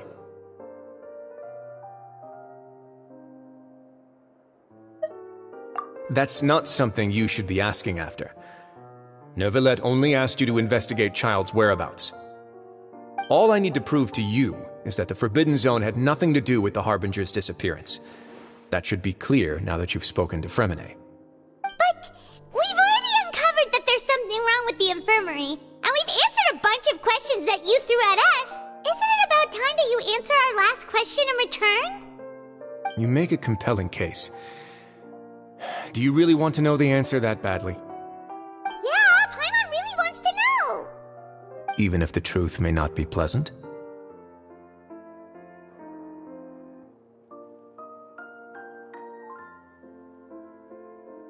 Follow me.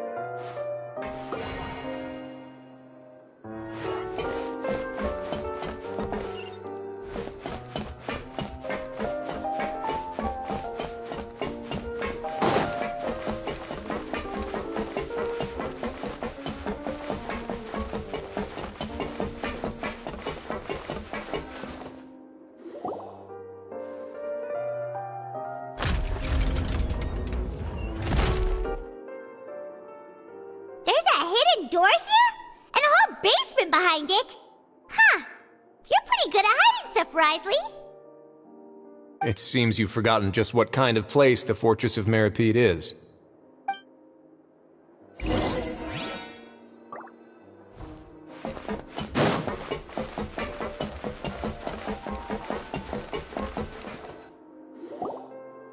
Stand on the central plate. Wait, is there a secret mechanism or... Whoa!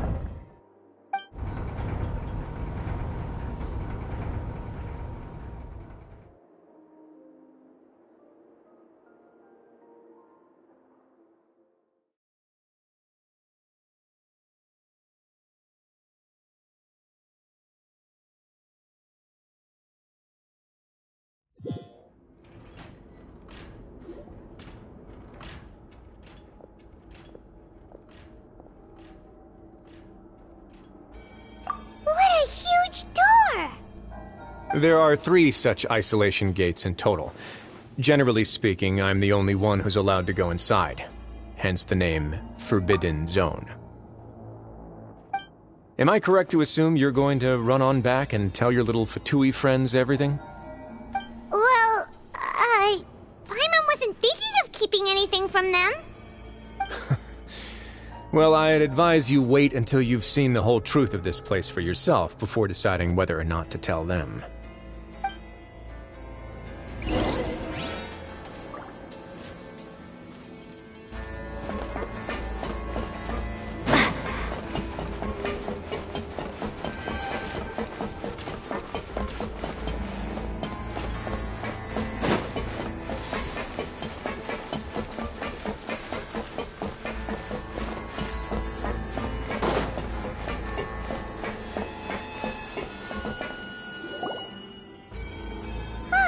So there's a switch on the side! Stand back.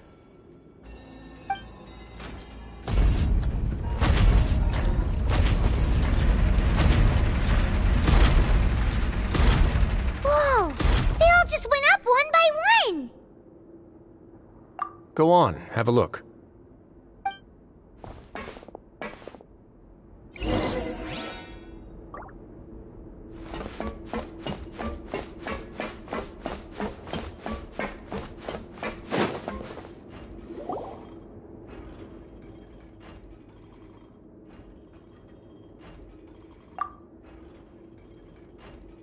I've been interested in what lies beyond that gate ever since I assumed leadership of the Fortress of Meripede.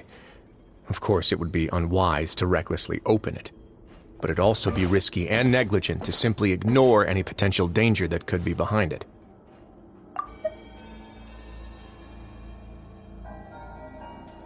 The readings on that dashboard have not budged since the day when I first laid eyes on this place. But over the past year, the needle has crept upwards from its original position, likely because some parameter it's been tracking has changed, if only infinitesimally. Normally I would have ignored it, but I happened to have some free time when I noticed it, so I investigated. Any guesses what the reading could be tracking?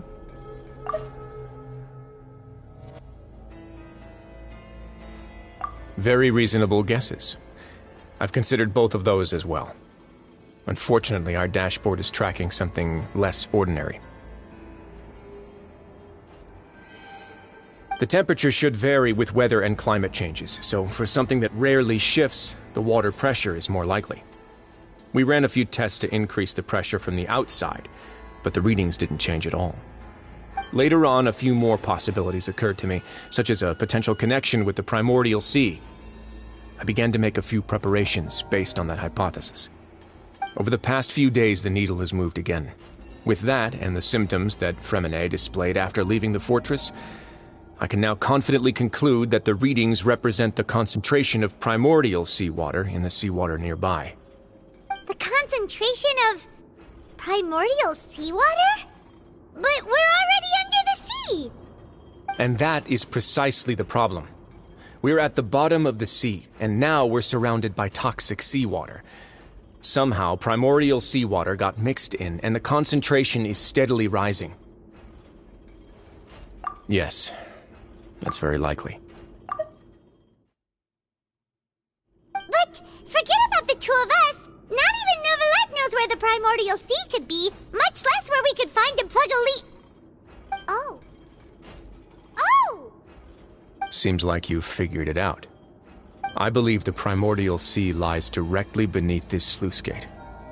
For some reason, the primordial seawater levels have risen significantly, and it's now very close to us. The indicators are now red. Although the gate still stands, some primordial seawater has already leaked out and mixed into the sea around us. If this continues,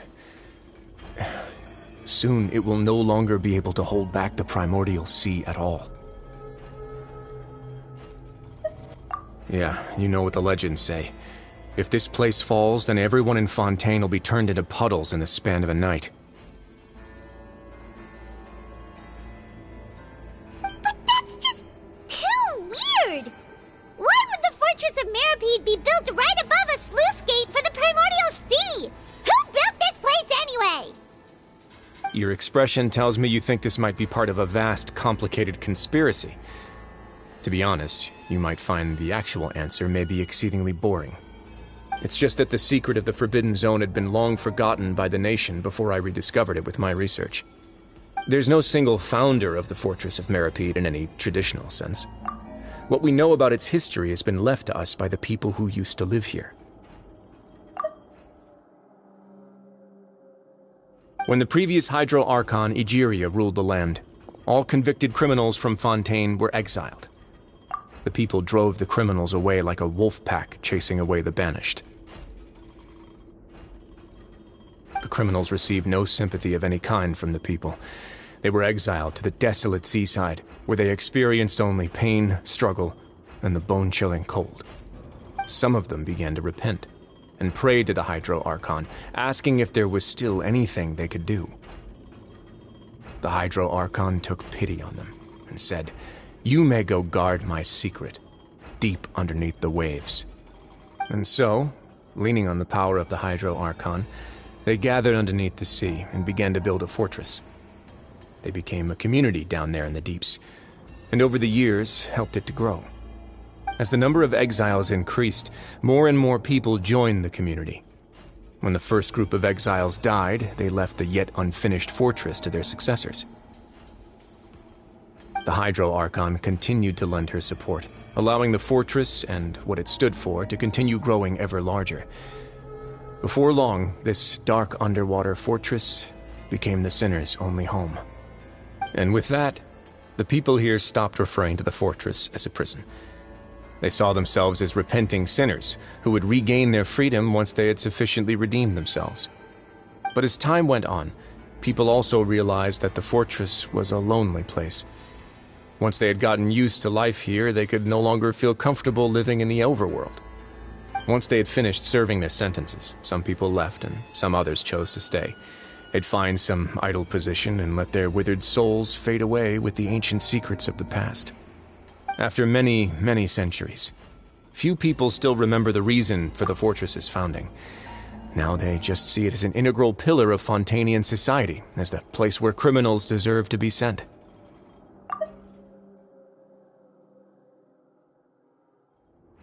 Now and again, researchers manage to break one law or another and live out their days in the fortress. I learned all this from an elderly historian. Everyone else just thought he'd made it all up. But now you know every part of that history is true. Indeed. It's just as the prophecy says. If this gate fails, then everyone will be dissolved into the sea. To be frank, not really. But sadly, that hasn't stopped this prophecy from proving all too accurate. Prophecies are troublesome things. Just hearing one will create the first wave of panic. Seeing signs of it will bring about the second, and actually witnessing it in real time, the third. Let's go somewhere else. I want to show you something.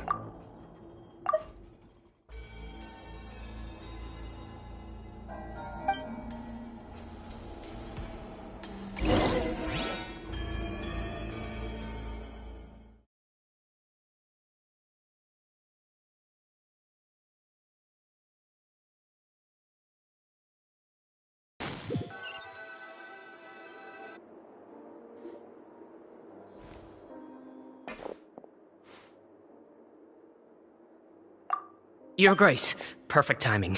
The results from our last round of experiments have... Wait, Jurier, he's not alone! Huh? Lorvine and Jurier? No need to panic, you two. I've already told them about our plan. What?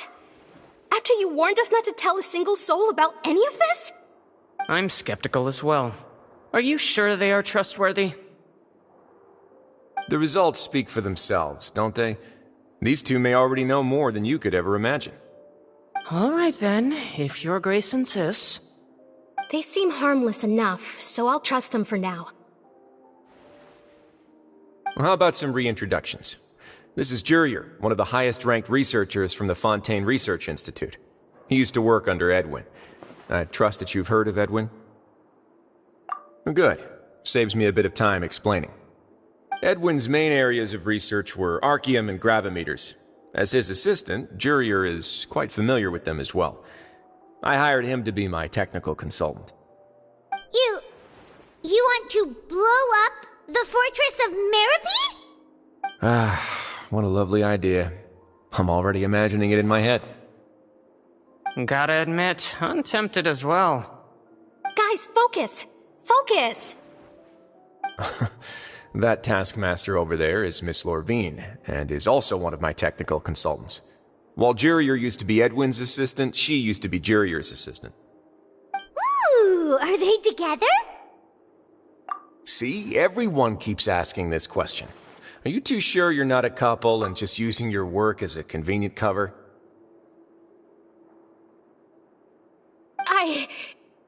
Your Grace, I am not in a relationship with this man. If I dated her, I'd officially be madder than Edwin. Jeez, forget I said anything then. Follow me. Whoa, there's another door that goes right up. Your constant amazement makes it seem like the fortress can do anything. But Paimon really thinks everything's super cool.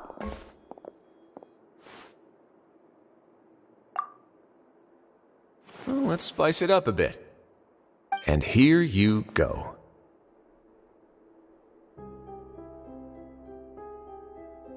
What a huge ship? This is also a production zone that Paimon's never seen before. What's going on? How much do you know about Fontainian history? Not much at all. Well, then maybe you haven't heard the story of ancient Lemuria. To give you a quick rundown, Fontaine used to be ruled by the Lemurian dynasty. According to legend, the Lemurian king Remus came to this land after being inspired by divine revelation and found the seer Sibila, who had taken on the form of a golden bee. Taking the golden bee with him and riding on a huge ship, the Fortuna, he created his nation above the surging waves. He called his nation Lemuria, and used the Fortuna to incessantly search for new tribes and islands, calling on them to join his empire. There's a ship in this story too? Where there's water, there'll be ships. People believe that hope can always be found at the end of a voyage. Do you believe that too? To a point, I think. As you've already seen, I have a whole factory's worth of labor, materials, and technology at my disposal. Certainly can't hurt to give it a try. So the moment I began to speculate that the primordial sea might lie underneath the gate, I also began this project. Were you inspired by the legendary Fortuna? Maybe. Fontanians need something to hold on to cope with the impending disaster.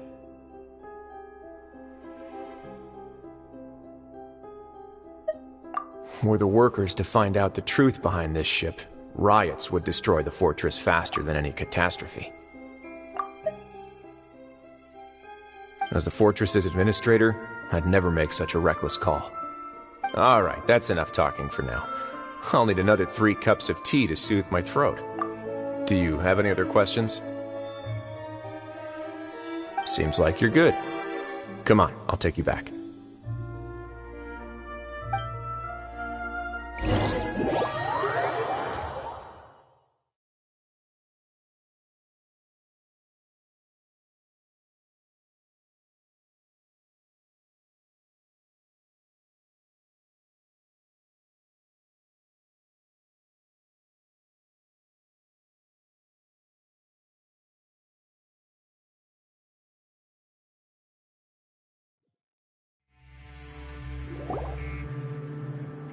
I'll leave you here for now. Oh, thank you so much. No worries. But don't forget, it's up to you whether or not you want to share what you just saw. What you do from here on out will likely affect those 3 as well.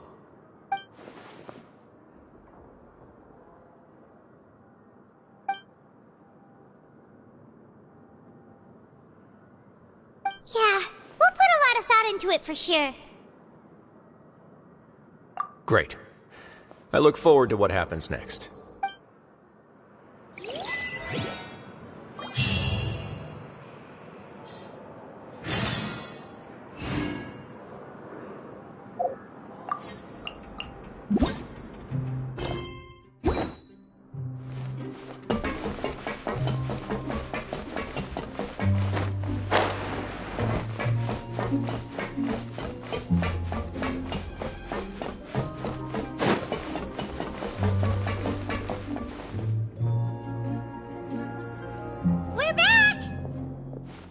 Welcome back.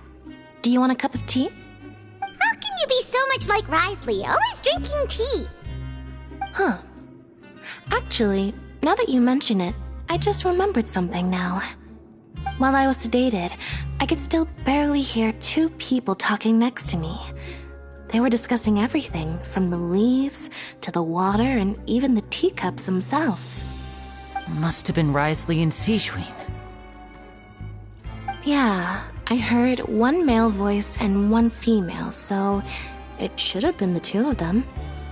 They really were just talking about brewing tea. I really can't make sense of this place. So, Traveler, Paimon, were you able to learn anything from Risley? Yeah, he explained everything. Very well. Then, would you mind checking your answers against my speculations?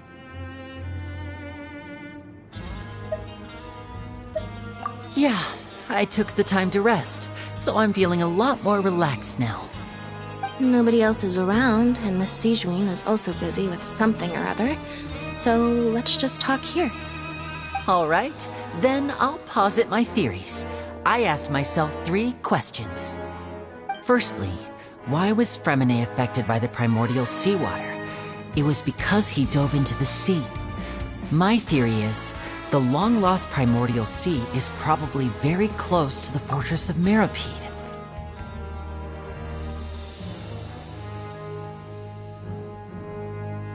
Ooh, he's good. He got that right on the first try. That's Arlini. Secondly, Risley's attitude changed dramatically during the course of our stay here. He ignored us completely at first, then suddenly roadblocked us. Why? I spent quite a long time thinking about this. If he has been monitoring the Fatui since the very beginning, he probably ignored us at first because he was hoping we could find Master Child for him. What's more, the Fortress of Meripede is not part of Fontaine's court system, nor does it report to Udex Nervulet. Wriothesley is basically the king of a no-man's land.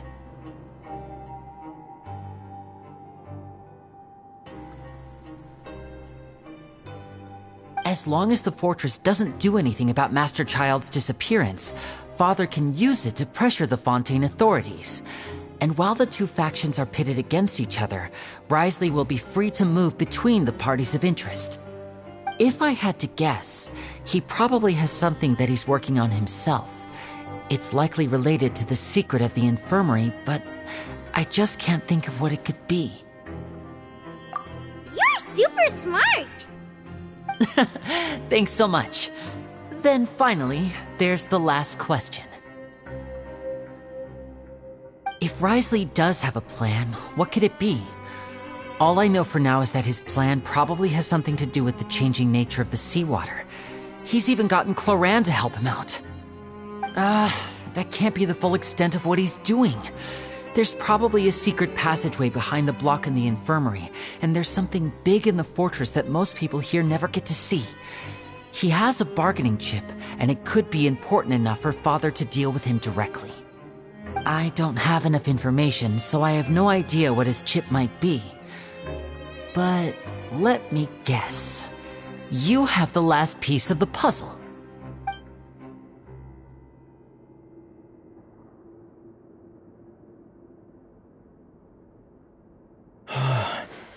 I can't believe it.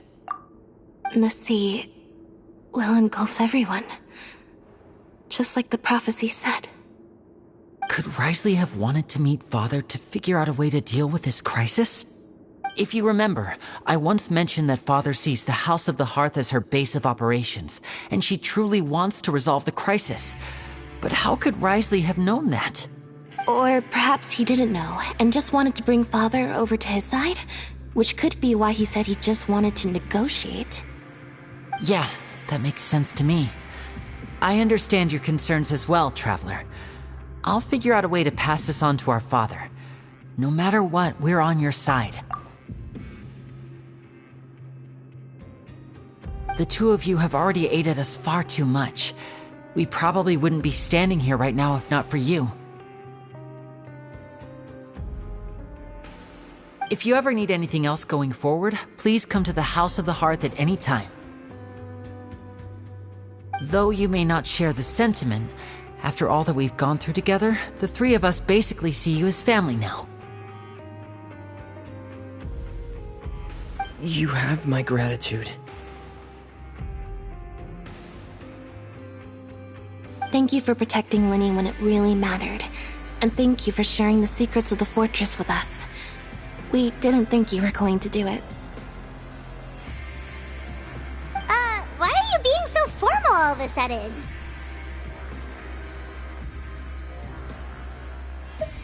Given your strength, you might not need our help at all. But if you are ever in danger, we will try our best to protect you.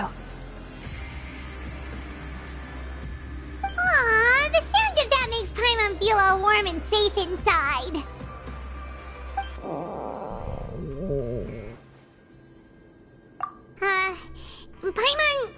Paimon's hungry. Oh, you've done so much already. Go get some food. Alright, then we'll catch you guys another time.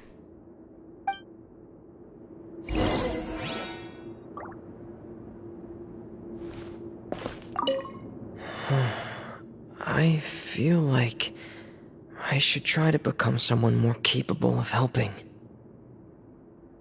You're incredibly helpful. Lenny thinks so too.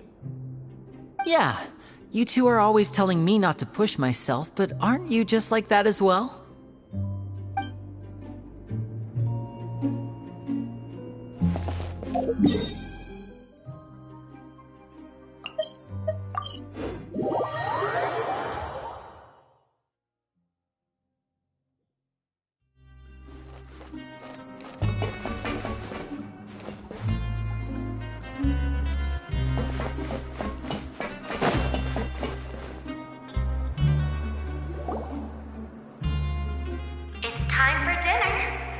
welfare meals now being served at the coupon cafeteria. Come on, let's go pick up ours as well! Traveler and Paimon! Over here! Are you here for dinner too, Miss Sijween? Mm-hmm. And I'm taking the opportunity to prepare Miss Cloran's dinner as well. Huh. You're right! She's actually sitting in the fortress cafeteria! What would you like to eat? Yep, you can. I've already talked to our chef, Mr. Wolsey. It's all on me today, so you can get whatever you'd like.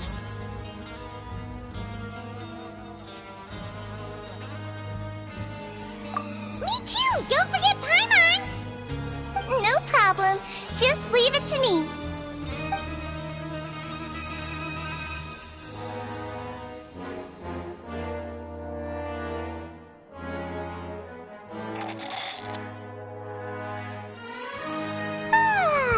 So delicious.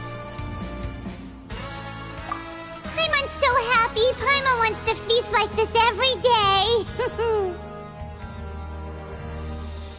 Feeling full yet?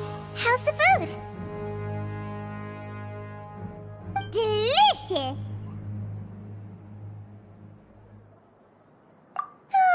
I'm so glad to see you all so happy. Oh, see, the expression on your face just now? The muscle here just moved, which suggests that you're feeling quite relaxed at the moment.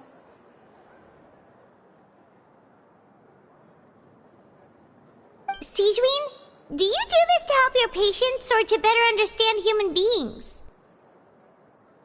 A bit of both, I suppose. I'm a Melazine, which means I'm very different from human beings. I must know what you're thinking if I want to take good care of you. You're really good at taking care of people. Even though you're so short, you still talk and act like an older sister. Really? You're reminded of an older sister? That's great to hear. Oh, and what did you mean back in Risley's office? When you said that you were protecting Linny and his siblings as well. Oh, that. I just asked His Grace to look out for those children, especially that diver boy. I was getting a bit worried after hearing that something was wrong with the water. Thankfully, Cloran is very strong and managed to save him in the nick of time. His Grace also sealed the pipes after Cloran left, to make sure that Linny wouldn't impulsively chase after his brother. Although the path was blocked, we still stationed some guards there to stop anyone from approaching. They were instructed to only open the door once Miss Cloran had returned. Oh, and I was keeping an eye on Mr. Linny as well. We had to press him, but we couldn't allow him to be in any real danger. You were all super considerate and really thought everything through. It's just what we do down here at the fortress. At least this has been His Grace's style for as long as he's been the leader. Oh, I really wish Monsieur Nervula would come down here more often too. I feel like he'd like it here, with all the darkness and chaos.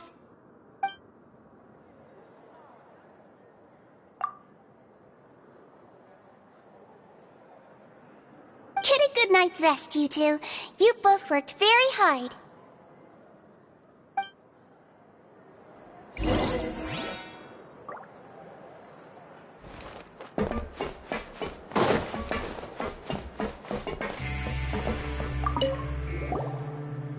Cloran! Ah, it's you two. How's dinner? It's all right. Miss Sijween really put in a lot of effort. So we heard that Risley invited you to come down to help, and you saved Fremine too! You sure work super fast! Oh, it was child's play. Still, Paimon didn't know even champion duelists could take on side jobs. Oh, and why aren't you eating with Sijween and the Duke? Won't you get bored eating by yourself? Miss Sijween was with you, and the Duke has business of his own. Actually, didn't Navia say that you went out for dinner with her as well? Yeah. First time in a long time. First time in a long time. So you mean you've gone out to dinner with her in the past? In the past, yes. You seem to be enjoying yourselves here. Things will be getting messy at the fortress soon. Don't run around unnecessarily.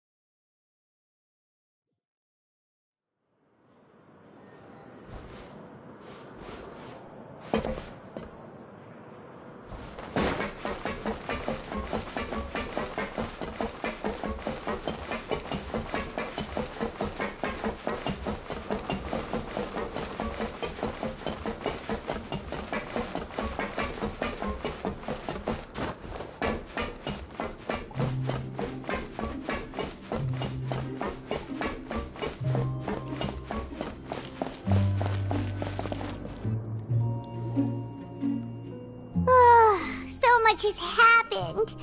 Paimon just feels absolutely exhausted now that she's finally relaxed. Paimon's super sleepy. Are you sleepy too?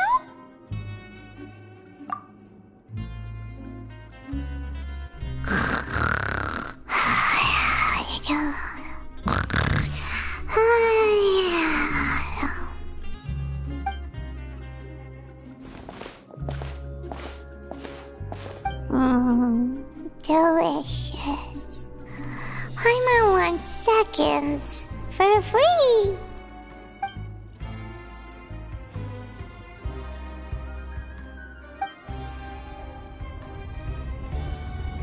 Out of my way!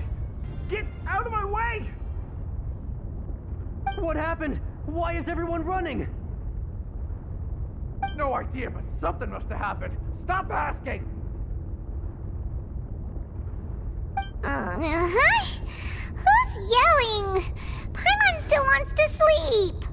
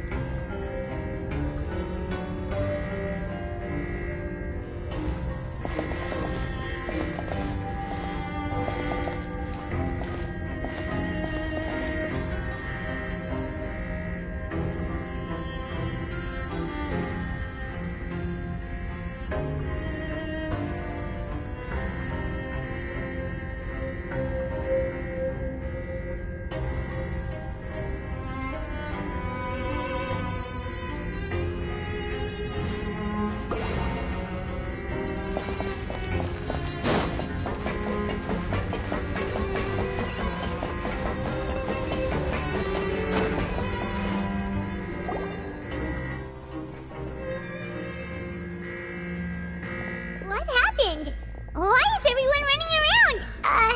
Hey! What are you doing? No time to explain, mate. Goodbye! Hey! Wait!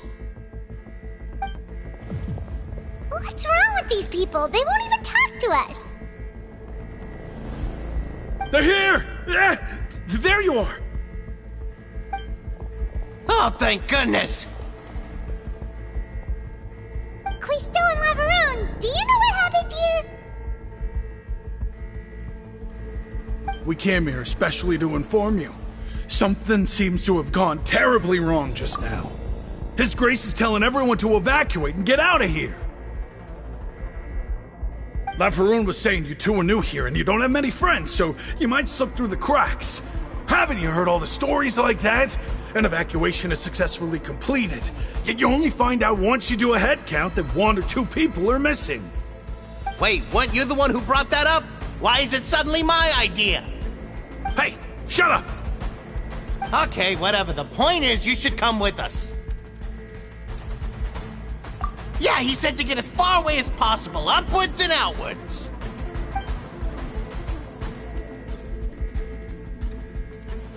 Oh no, it can't be that thing!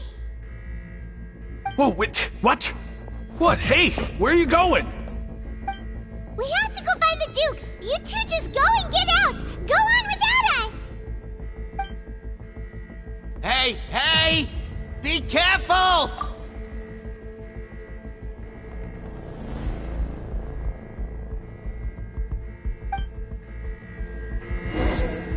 Attention! Please evacuate upwards and outwards, upwards and outwards. If you're already at the topmost layer, then try to move as far outwards as possible.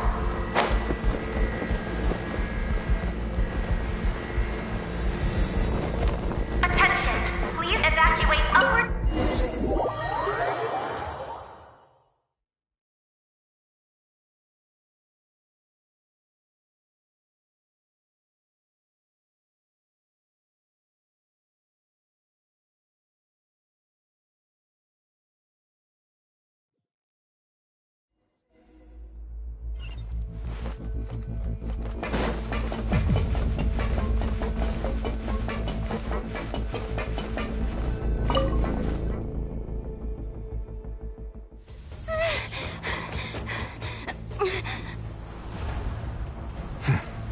They're here. Just like I said. What happened? Huh.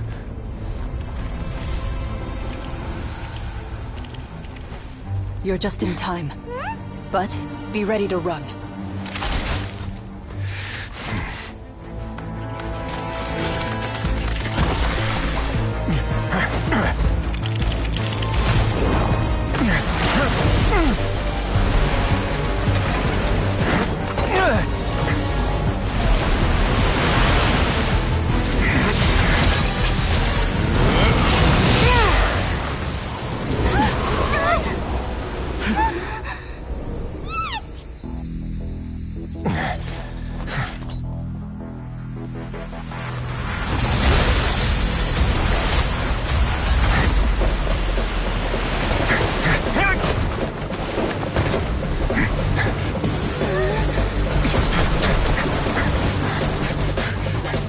Three, 2, 1.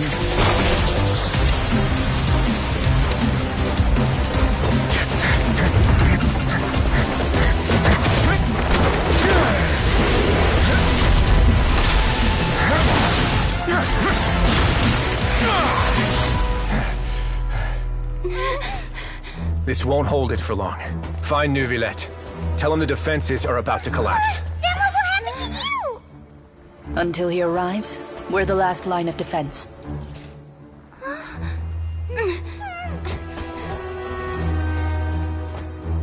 The gate. How long do you think it'll hold? That depends on us.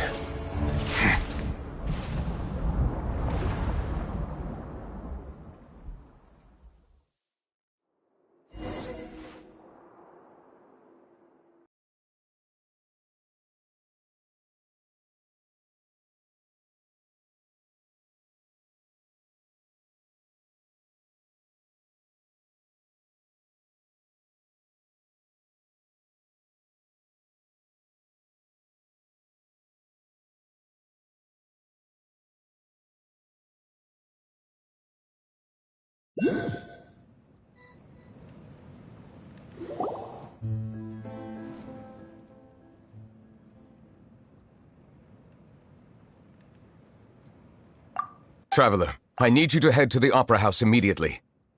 Farina will soon be meeting with the knave there. You must protect Farina and make sure she doesn't spend too much time alone with her. Will do. You have my sincerest gratitude.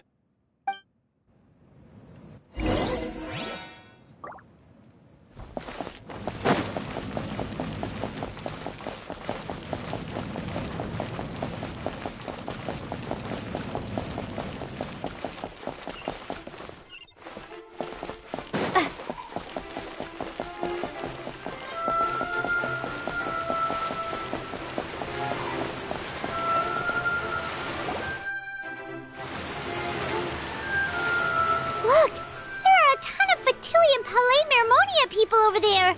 The knave is probably here already. We need to hurry. Are you two the traveler in Paimon? Monsieur Nervalet has left instructions. Please follow me. Though I'm sure he's already explained, this should be a mostly cordial conversation, unlikely to give rise to violence. But it would be most appreciated if you could protect Lady Farina to the best of your abilities.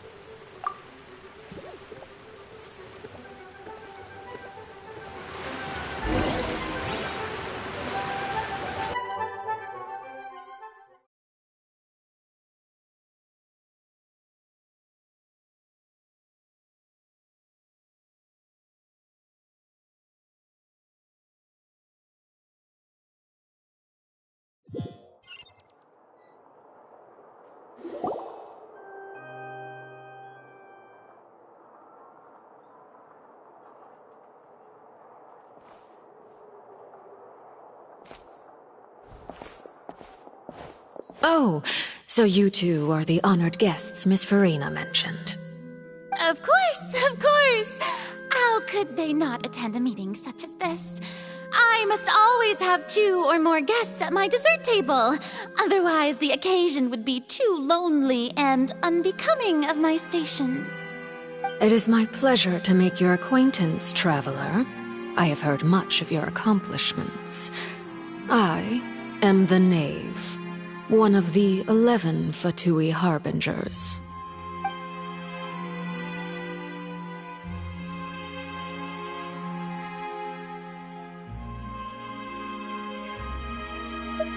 I've already prepared seats for you. Come, sit beside me. Perhaps you two are unaware of how Miss Farina and I do things. You see, we actually recently agreed to get together for tea when we had the time. See this?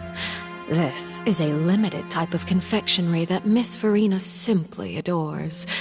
There are only 16 slices sold every day. Here, why don't you and Paimon have a taste?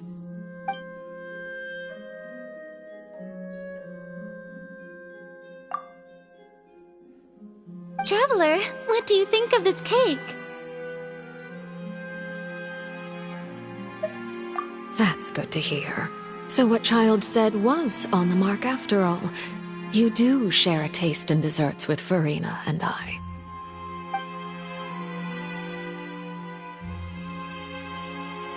I wonder how he's doing nowadays.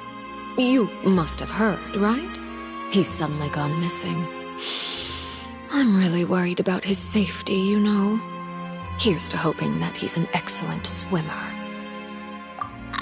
Since we're talking about him, I feel like I should add something.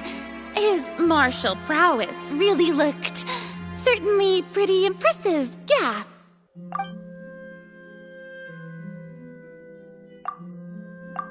Oh, so you're also familiar with his aptitude for fighting, Miss Farina. Oh, right. I almost forgot. Child was subdued by Udex Nuvillette right in front of you. Against ordinary people, my colleague would never be on the back foot. But alas, he just never imagined he'd run into such a person. I must express my admiration for Monsieur Nuvillette.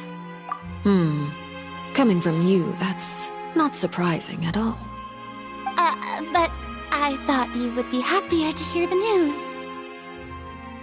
Of course, but it's still a bit of a shame. You see, I would have been far happier had I received this news somewhat earlier. As you well know, a long time has passed since Child disappeared.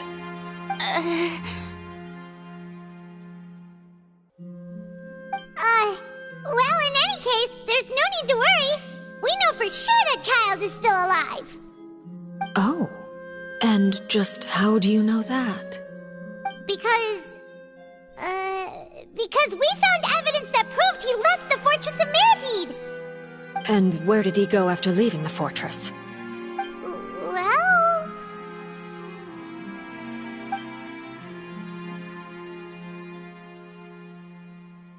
The Fortress of Mirapede lies deep beneath the waves. Unless...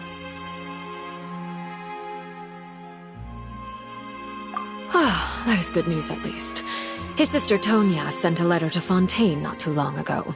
Since he was unfortunately unavailable, I picked it up on his behalf. Do you have any idea how he usually writes back to his family? Dear Tonya, your letter made me feel like we were still enjoying our time in Snezhnaya together. I'm currently admiring the...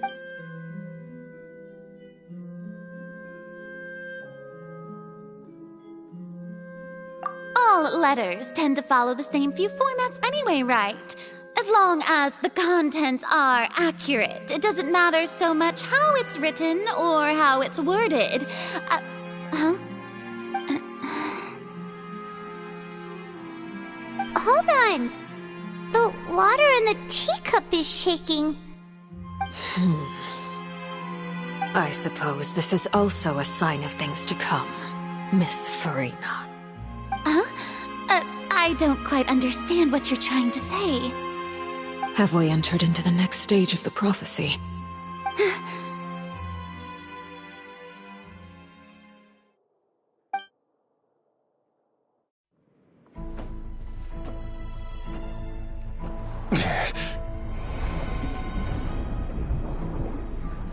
My thanks to you both.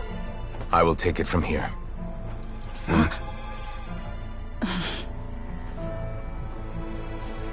Sure you don't need a hand? Quite sure. Wow. So, what's your secret, huh? Let me guess. Nah, who knows? Maybe it's just your sense of responsibility. Sounds about right.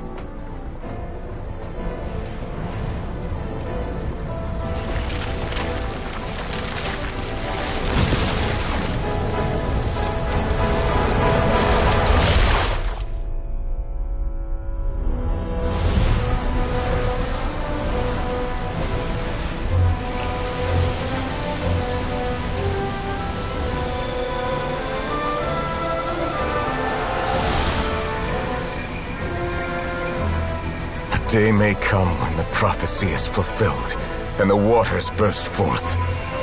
But it is not this day! This ancient power could easily obliterate an entire race. A tsunami of fury would unleash endless catastrophe.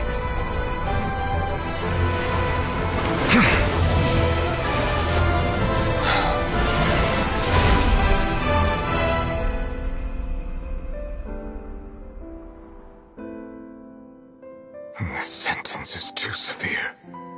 Forgive me for overruling it.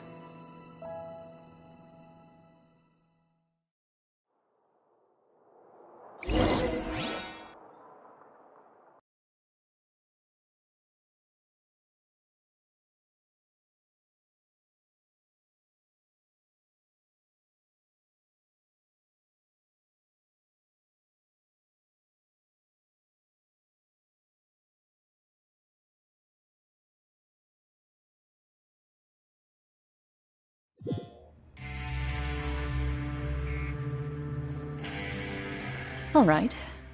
Seems like the problem inside has been suppressed.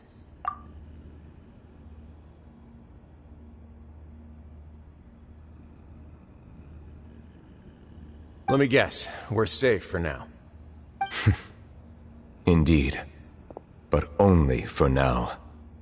I win this bet. You owe me a present. Very well. It was indeed just as you said. You made a bet? We made a bet on the size of your entourage. Cloran thought you wouldn't come down by yourself.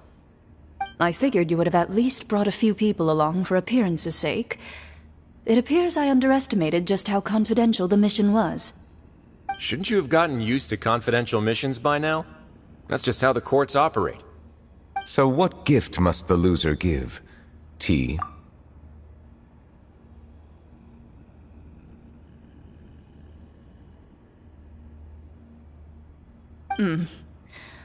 He already has tons of tea in his office. I'm thinking about a set of legal codices. That wouldn't happen to be a dig at my lack of legal awareness, would it? Well, I'm sure His Grace doesn't consider the fortress to be outside the law. I was under the impression the residents of a place like this would be uninterested in the legal codices. That was obviously a joke. Anyway, you've still got some unfinished business to attend to in the overworld, correct? No need to stay here if you have a pressing matter. We all know you can't leave Palais Marmonia for long. Thank you.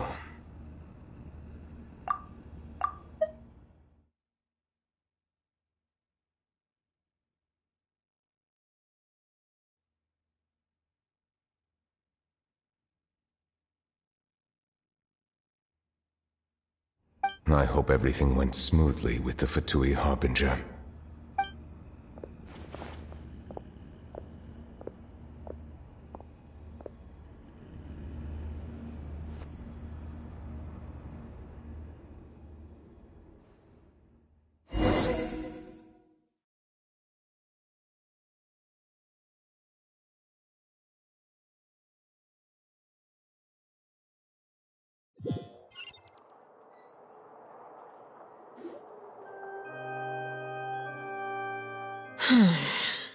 I must say, we've spent long enough playing house.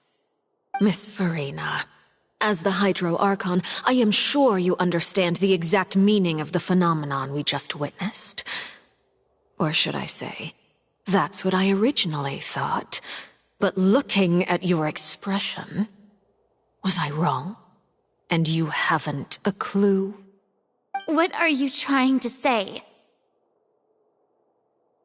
At this point, I don't think there's any more need to speak as diplomatic representatives. Allow me to speak to you now as just a Fontanian. You know the prophecy by heart, and also that every part of it is being proven true. Yet, here you are relaxing, drinking tea, and eating desserts as if it's all nothing more than a few stray bugs in your garden. Do you really think that's acceptable? The prophecy's hanging above our necks like a guillotine. Every faction is looking for a way to either avert the disaster or save their own. Even the orphans of the House of the Hearth have devoted everything to saving their homeland. But you? It beggars belief just how nonchalant and carefree you have been. From the very beginning, you, the god Focalor, you have utterly failed to take action. You're wrong. I've never ignored the prophecy, nor have I just been passing the time in self-indulgence.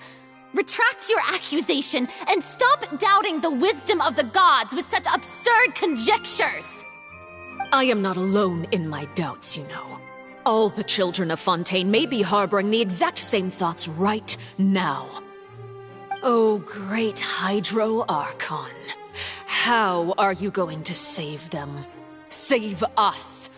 How are the people you've sworn to protect supposed to survive in a land that will soon disappear beneath the waves?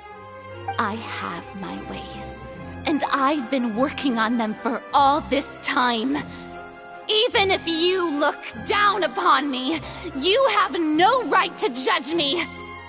Fontaine will be saved. Even if I still cannot see the true future right now, as long as I continue on as I am, I will be able to hold my head up high!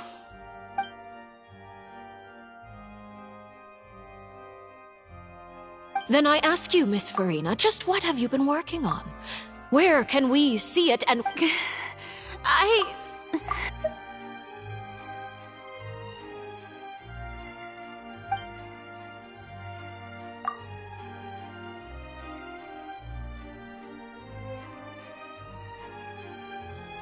My machinations are just like the prophecy itself. They will only reveal themselves at the fated time. It is just that beings like yourselves are unable to perceive them as of yet.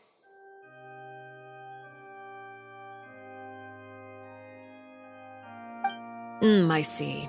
As a god, the proof of your labor always lies beyond prying mortal eyes.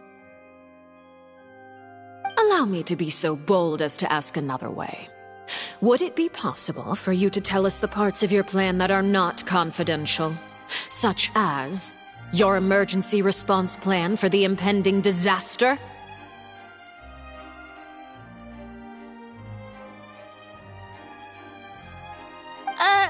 An emergency response plan? Oh, that look in your eyes. Have you not even prepared one of those? The emergency response plan is also strictly confidential. Then allow me to jog your memory. Miss Farina, what is the purpose of your Oratrice Mécanique d'Analyse Cardinal? And what do you plan to do with the massive amounts of indemnitium that has accumulated over the years? The Oratrice? It's just like it appears to be. So you also have no idea. If I'm not mistaken, someone's using it to prepare for something. But unfortunately, it would seem that someone is not you, Miss Farina. I first caught wind of this when Linny tried to investigate the Oratrice in the Opera House. You see, even just getting close to the core contaminated him with an extremely large amount of indemnitium. But even if that had nothing to do with you, then what could you possibly be working on, oh great Hydro Archon? Oh, right. I almost forgot. Udex Nouvillette is not at the tea party with us today. Miss Farina, I suppose you must have ordered him away to take care of some troublesome business. Yeah, yes, that's exactly right. Please keep it a secret for me. Of course I will. Although, I must say, Miss Farina, you seem quite insecure without the Udex by your side. Oh, very well. Let's stop that conversation here. There are still a few slices of cake left, so please, help yourselves, everyone.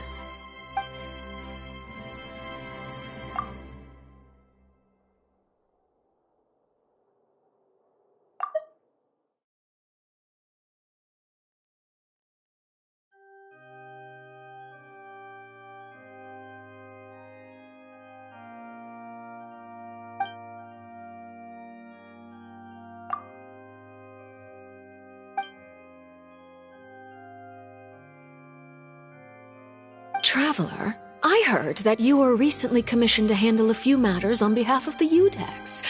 Why don't you take an extra slice of cake? Those who work hard deserve gratitude and praise. You too, Paimon. Thank you. Paimon will take you up on that offer.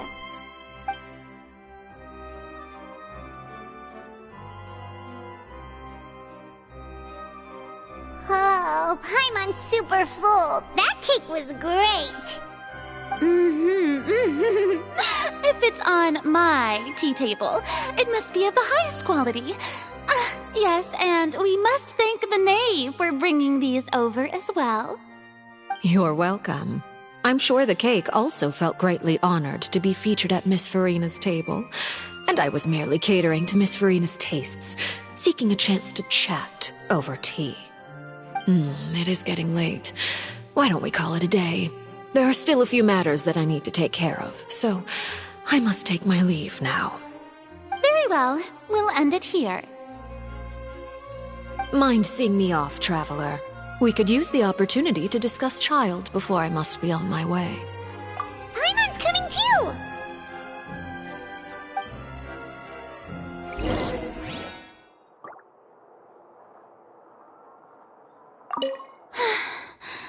The tea party turned out to be even more difficult than I'd imagined. Why are you looking at me like that? Is something the matter?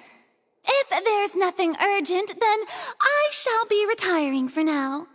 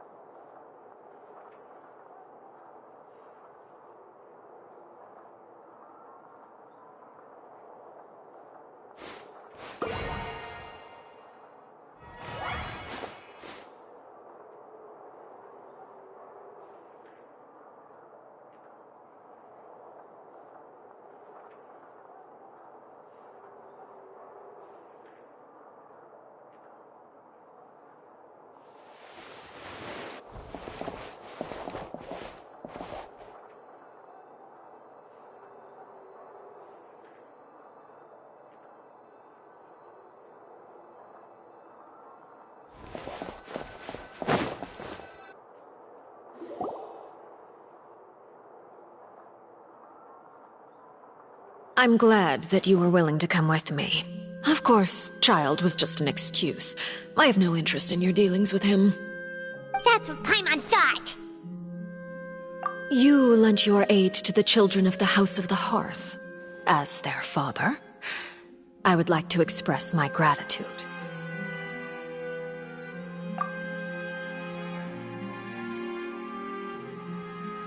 That was all. Formal topics should be discussed in formal settings, and informal topics in informal settings. I know you just returned from the fortress of Meripede. Relax. I have no intention of trying to get anything out of you.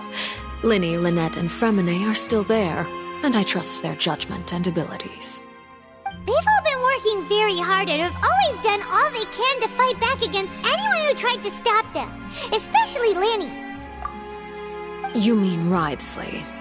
He's a tricky one to deal with. It's unfortunate that Linny's so eager to prove himself that he can't learn to rely on others, including me. By the way, and you can just consider this a bit of idle gossip, but what's your impression of Furina?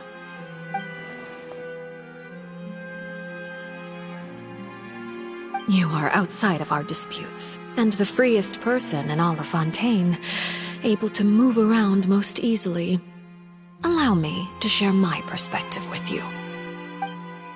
And that's everything that happened during the trial. Master Child was declared guilty and immediately transported to the Fortress of Meripede. Didn't he say he was coming here on vacation? Does he not feel an ounce of shame for all the trouble he has caused?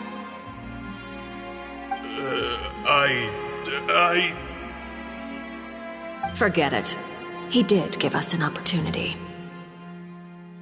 I will be meeting someone shortly. Do you require help with any preparations? No need. I will take care of it myself. I need to meet with Furina, the Hydro Archon. Oh? Come over here, you little critter, you!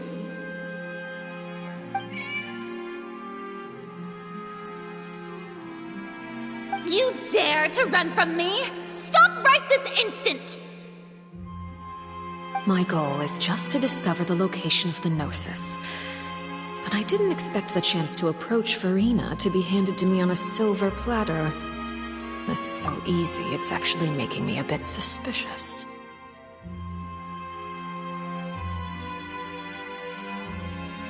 Anything left unguarded is usually just bait. But no one will blame someone for taking the bait. After all, from the moment it was attached to the hook, the bait is meant to be sacrificed. It's just as I guessed in the second before I struck. The Hydronosis is not currently held by the Archon.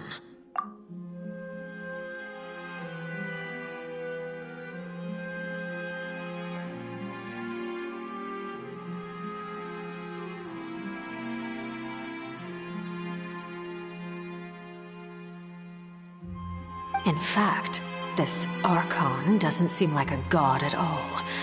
And I sense that she's under some kind of curse. Who are you? And what are you trying to do? Please don't kill me! I'm begging you, please! The fear in her pupils is genuine, so perhaps she's not bait after all. Either way, targeting her has lost all meaning. I left the scene with ease. Nobody came looking for me, and nobody could serve as a witness to my near assassination of Focalor. I suspect even Furina dares not mention this incident to anyone. Not long after, my informants confirmed what I had guessed. After returning to her quarters, Furina quietly cried alone. She was so scared that she could not sleep that night, nor could she even bring herself to eat her cake. There's no doubt that there's something wrong with her. I began to entertain the possibility that she is not the true Hydro Archon. Perhaps Eudex Neuvillette is actually the genuine article. I have to find the Gnosis. If the Neuvillette hypothesis is correct, he is probably in possession of it. Alternatively, it might have been hidden in a place that's hard for ordinary people to access. Yes, Father. My dear children, please speak. News from the fortress of Meripede. Master Child has gone missing. On top of that, the contacts and guards we bribed at the fortress have all gone quiet as well. Probably the handiwork of that Wriothesley. I'm afraid so. This is a good opportunity. The value of a Harbinger is much higher than most would imagine. We now have an excuse to exert diplomatic pressure on the Fontaine authorities. Set up a meeting for me. I would like to meet the Hydro Archon and Iudex Neuvillette. Oh, and I have an additional mission for you three. Yes, Father. Tartaglia's disappearance was not a part of my plan, but I can use it to make a breakthrough. With this as my excuse, I can ask for an official audience and continue my investigation of Farina and Iudex Neuvillette. The initiative belongs to the House of the Hearth. My wish to investigate the fortress of Meripede will be a front. Linny and his group will be responsible for the actual intelligence gathering.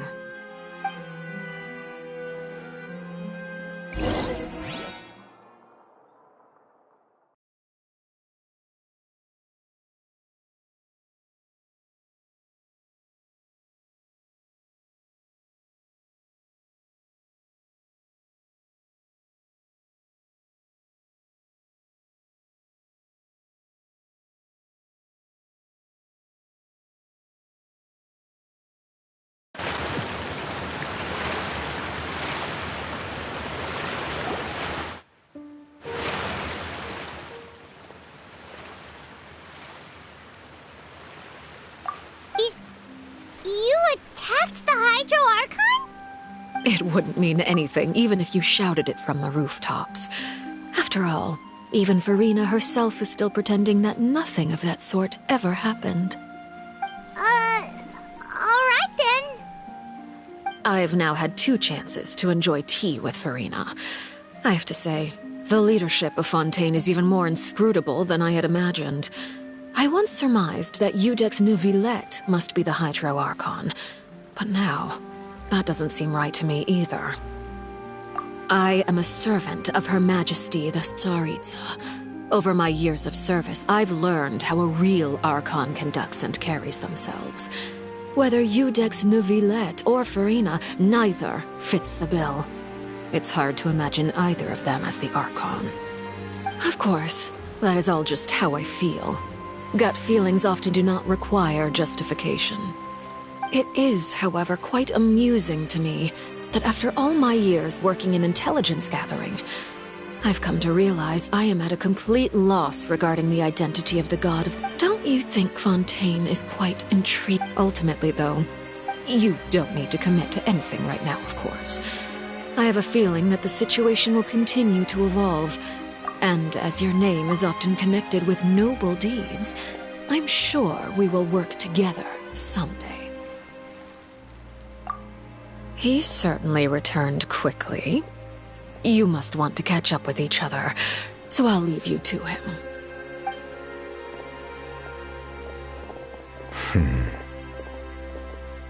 Neuvillette, is it over? For now, yes. But this issue will prove quite thorny in the long term.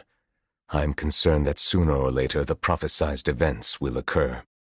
Thank you for protecting Farina.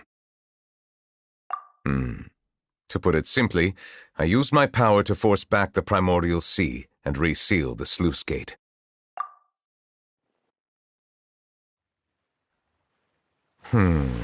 So as expected, the knave has turned up the pressure on Farina. She's trying to feel her out, though I'm still unsure as to her motives. Permission granted.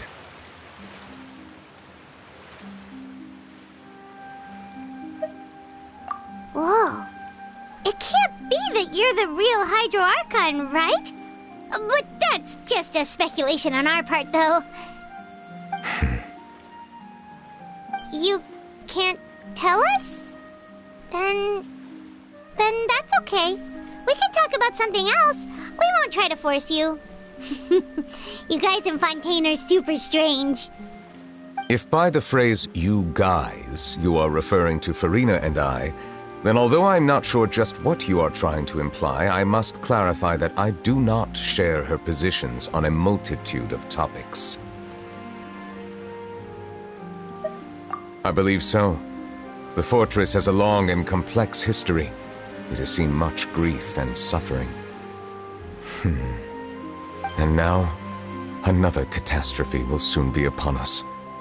I mourn this turn of events. Huh? Why is it raining all of a sudden?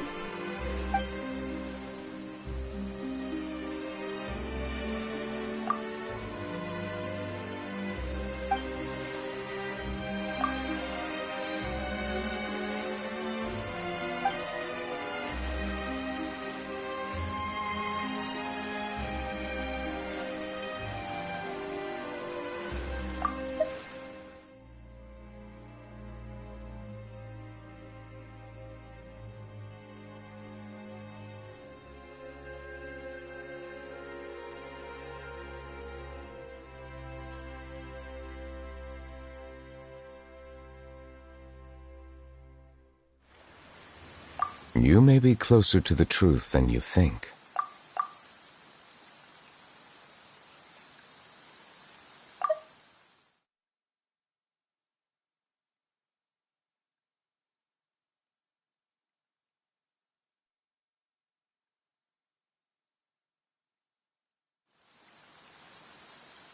Oh? And what are you thinking?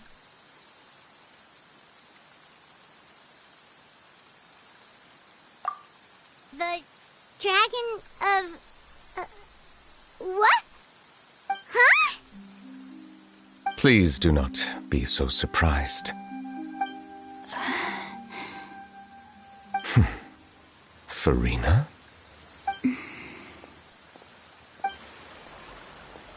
Neverlet, are you listening? Ah, my apologies. We were just guessing randomly. We didn't guess right, did we? You're not actually the dragon sovereign of water, right? Well, if you don't want to confirm or deny... You guessed correctly. I sincerely hope you'll be able to keep this a secret for me.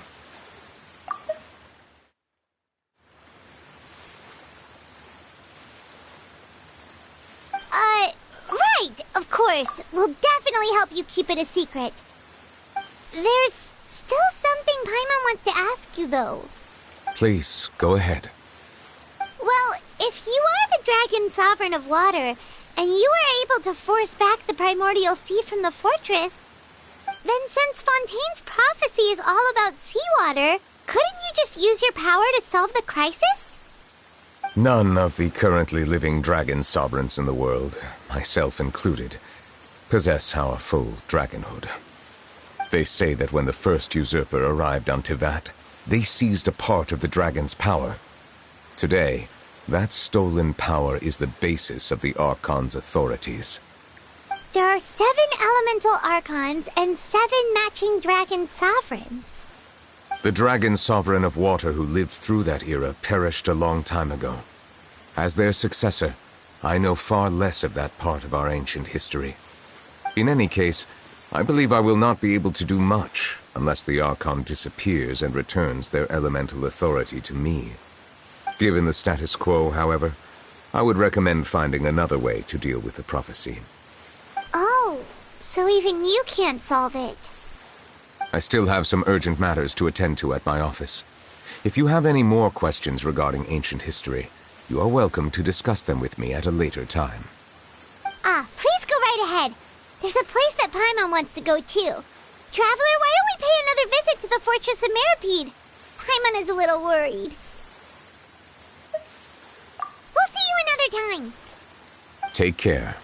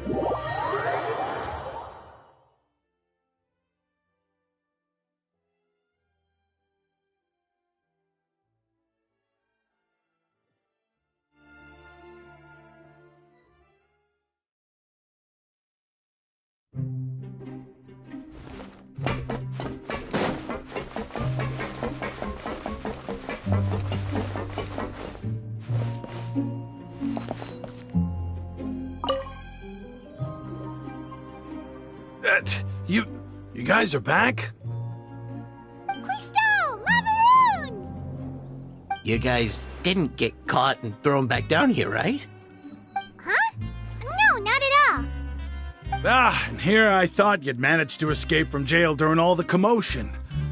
I'd held you up as legendary jailbreakers, but now you're telling me you just never left? We're sorry, but we just had some business to take care of. All right. There's no need to get caught up in the details. We're just relieved to see you. He was super worried about you, you know. Hey, it wasn't just me. Weren't you super worried as well? Something like that, yeah. I was also transferred to work in the kitchen a few days ago. I can still hear Quisto mumbling to the carrots. Are those two all right? Do you think they made it out alive? Whenever he'd say that, I'd tell him I'm sure they're fine. Wherever they are, they're kicking back with drinks in hand, enjoying the lovely scenery.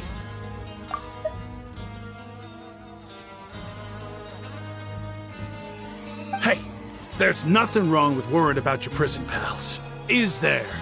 I mean, considering how they always love listening to all my gossip.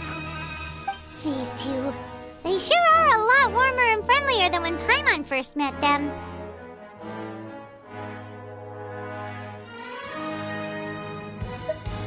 Oh, well, if you say so. I'll be watching you to make sure you finish every last bite.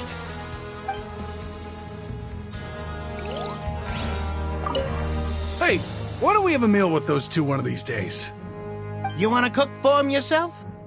Why not? Good chance to show them what I can do.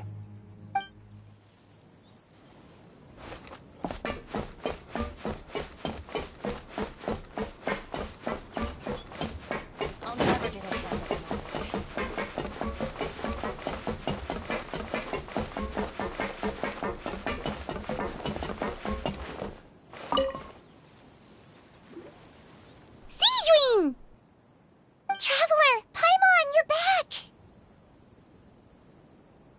Are you still doing all right? Did either of you get hurt? We're fine, but what about you guys? It was such a huge mess. How bad was it?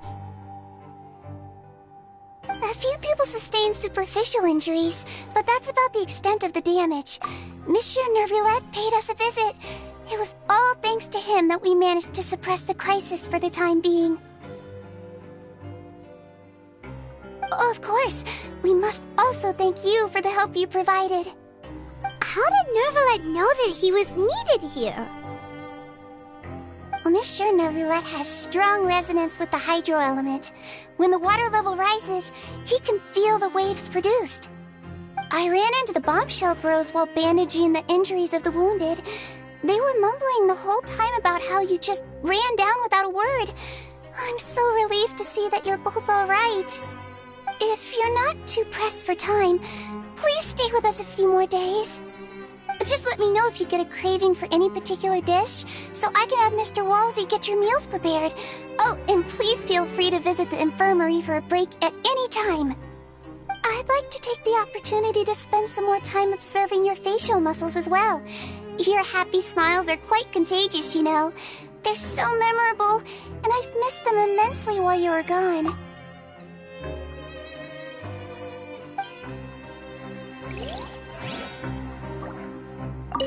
If you can find the time, please stay at the fortress for just a while longer.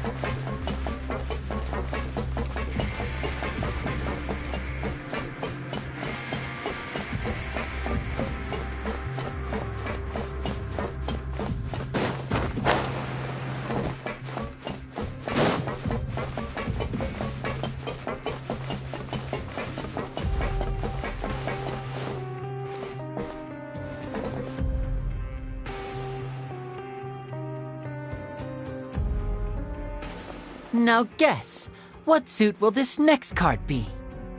A bare-teeth cat? Well, well, look who it is. Traveler, Paimon. Hello, everyone.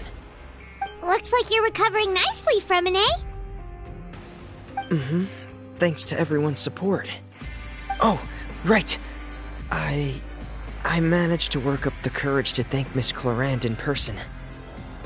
Whoa, how did she react? She told me that it was nothing. It was as if saving a life wasn't a big deal to her at all. She also told me not to worry about it. She didn't want to stress you out, that's all. She's right, and it's best not to dwell on it. Yeah. Okay, but check this out. We went back to the opera house and we met the knave. You met Father? Did she say anything to you? She said a few things that were, a bit hard to understand. And also that she's looking forward to working with us in the future. Her attitude towards you is even better than what we'd imagined. That's fantastic. You should believe her. She has her own way of doing things, and she'll do everything in her power to help those she considers close, which now might also include you. Mm-hmm. Father is very capable, and also trustworthy. Oh, Paimon just remembered that she thought Linny was a bit too proud as well. She said that you should learn how to rely on others sometimes. Got it. Huh. That does sound like something that Father would say. Hey! Are you going to stay here for the next few days? Looks like it, yeah. Excellent. I will host a tea party. For real? Then Paimon wants another serving of cake. Another implies that you were already served some delicious cake while you were up there. How lovely. Well, next time, you're going to have tea and snacks with us.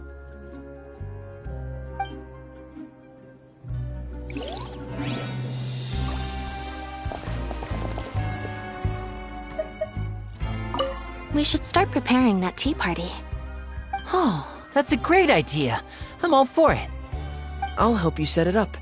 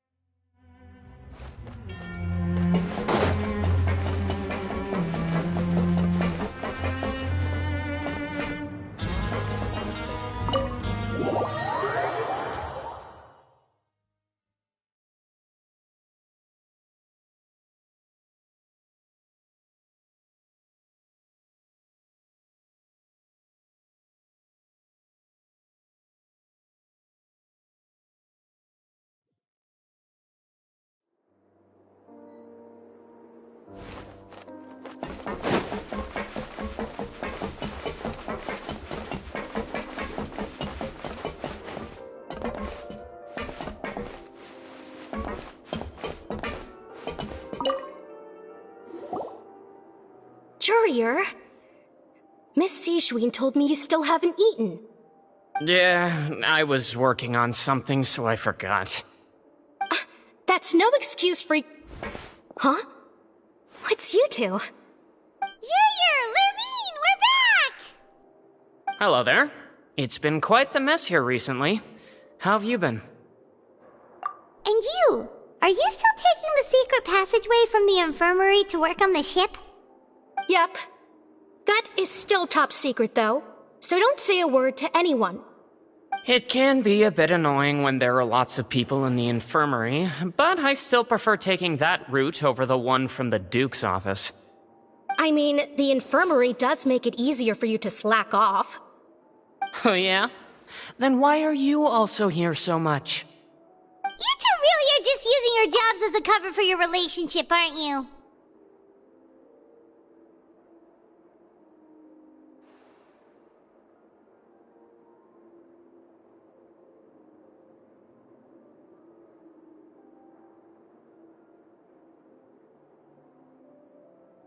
Not at all!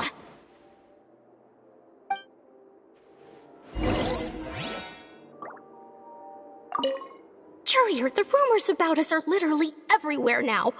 Please do something about it. But it's not like I caused them by myself. All right.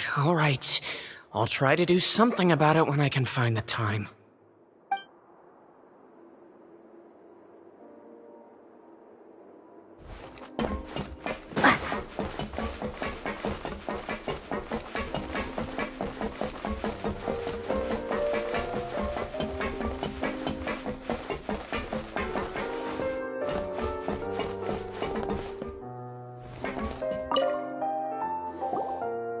Do my eyes deceive me, or did I just see two inmates come back after making it to the surface? Some strange winds blowing of late. We wanted to see how the fortress is doing. Is everything still alright? We're fine, for the most part. Neuvillette came down and took care of the worst of it. If that's the case, why don't you just ask him to stay here? Oh, yeah, what a brilliant plan. Let's go convince the Eudex himself to exchange the Courts of Fontaine for a puddle of water in the middle of nowhere. He came here in a hurry and left without even stopping for a cup of tea. He did remember to take Miss Sigewinne's gift with him, though.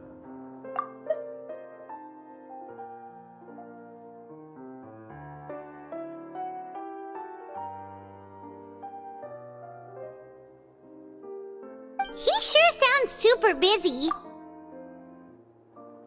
Miss Cloran has left as well. She also took her gift from Miss Sigewinne. Were the gifts milkshakes?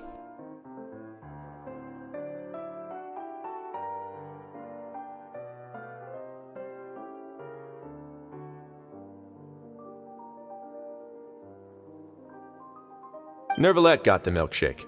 Cloran received lipstick instead. Those aren't even remotely alike. Well, it's Neuvillette's own fault for making Sigewinne worried about his health by working so much. But besides that, our head nurse is still pretty fond of picking out beauty products for the ladies. Oh, and I have some gifts here for you as well.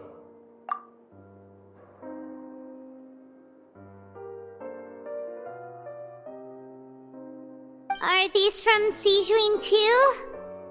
Nope, they're from yours truly.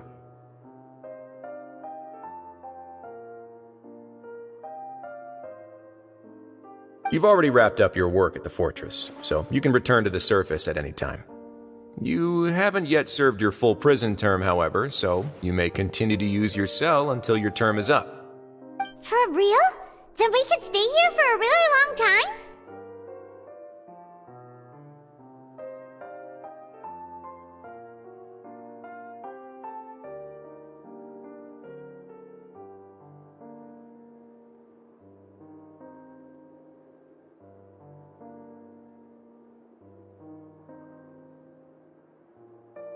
You may access the cafeteria for free. Hooray! Just remember to come complete your paperwork once it's time for your release.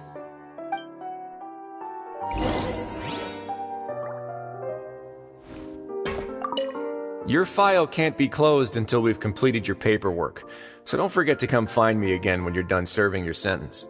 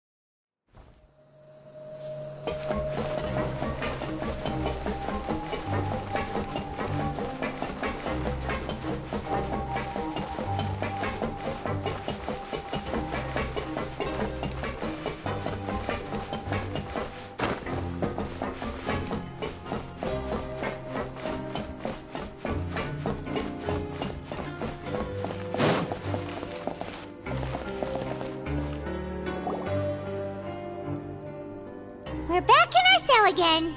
We're no longer prisoners, though, so it really doesn't feel the same.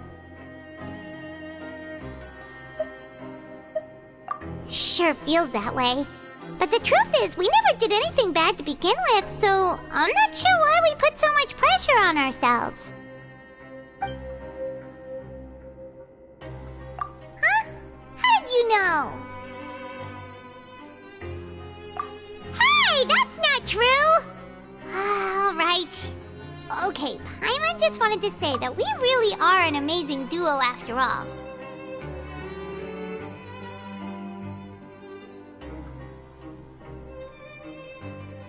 It's like, we've now gone to so many places together and become friends with so many people. We've never stopped traveling or stopped meeting new friends. There are so many bad things in the world, and we're just two people, but we've still been solving problems no matter where we go. Isn't that pretty cool?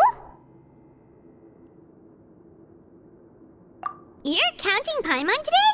Aren't you the only adventurer here?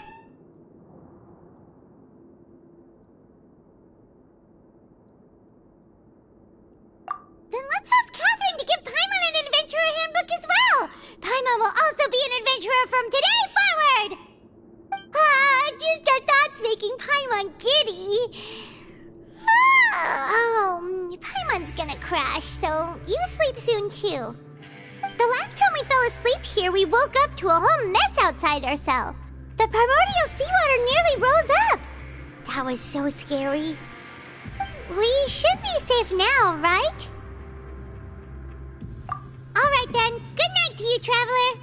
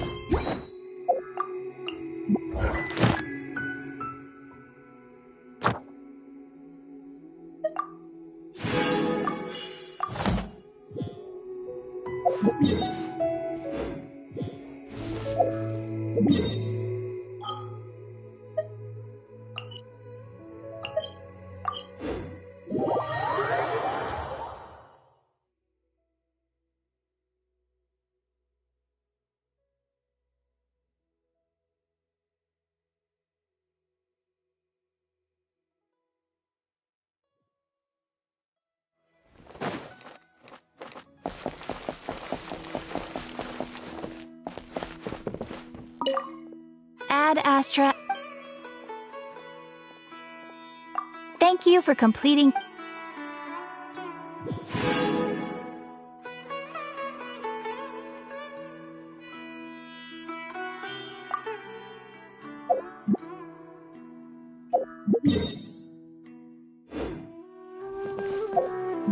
Ad Astra.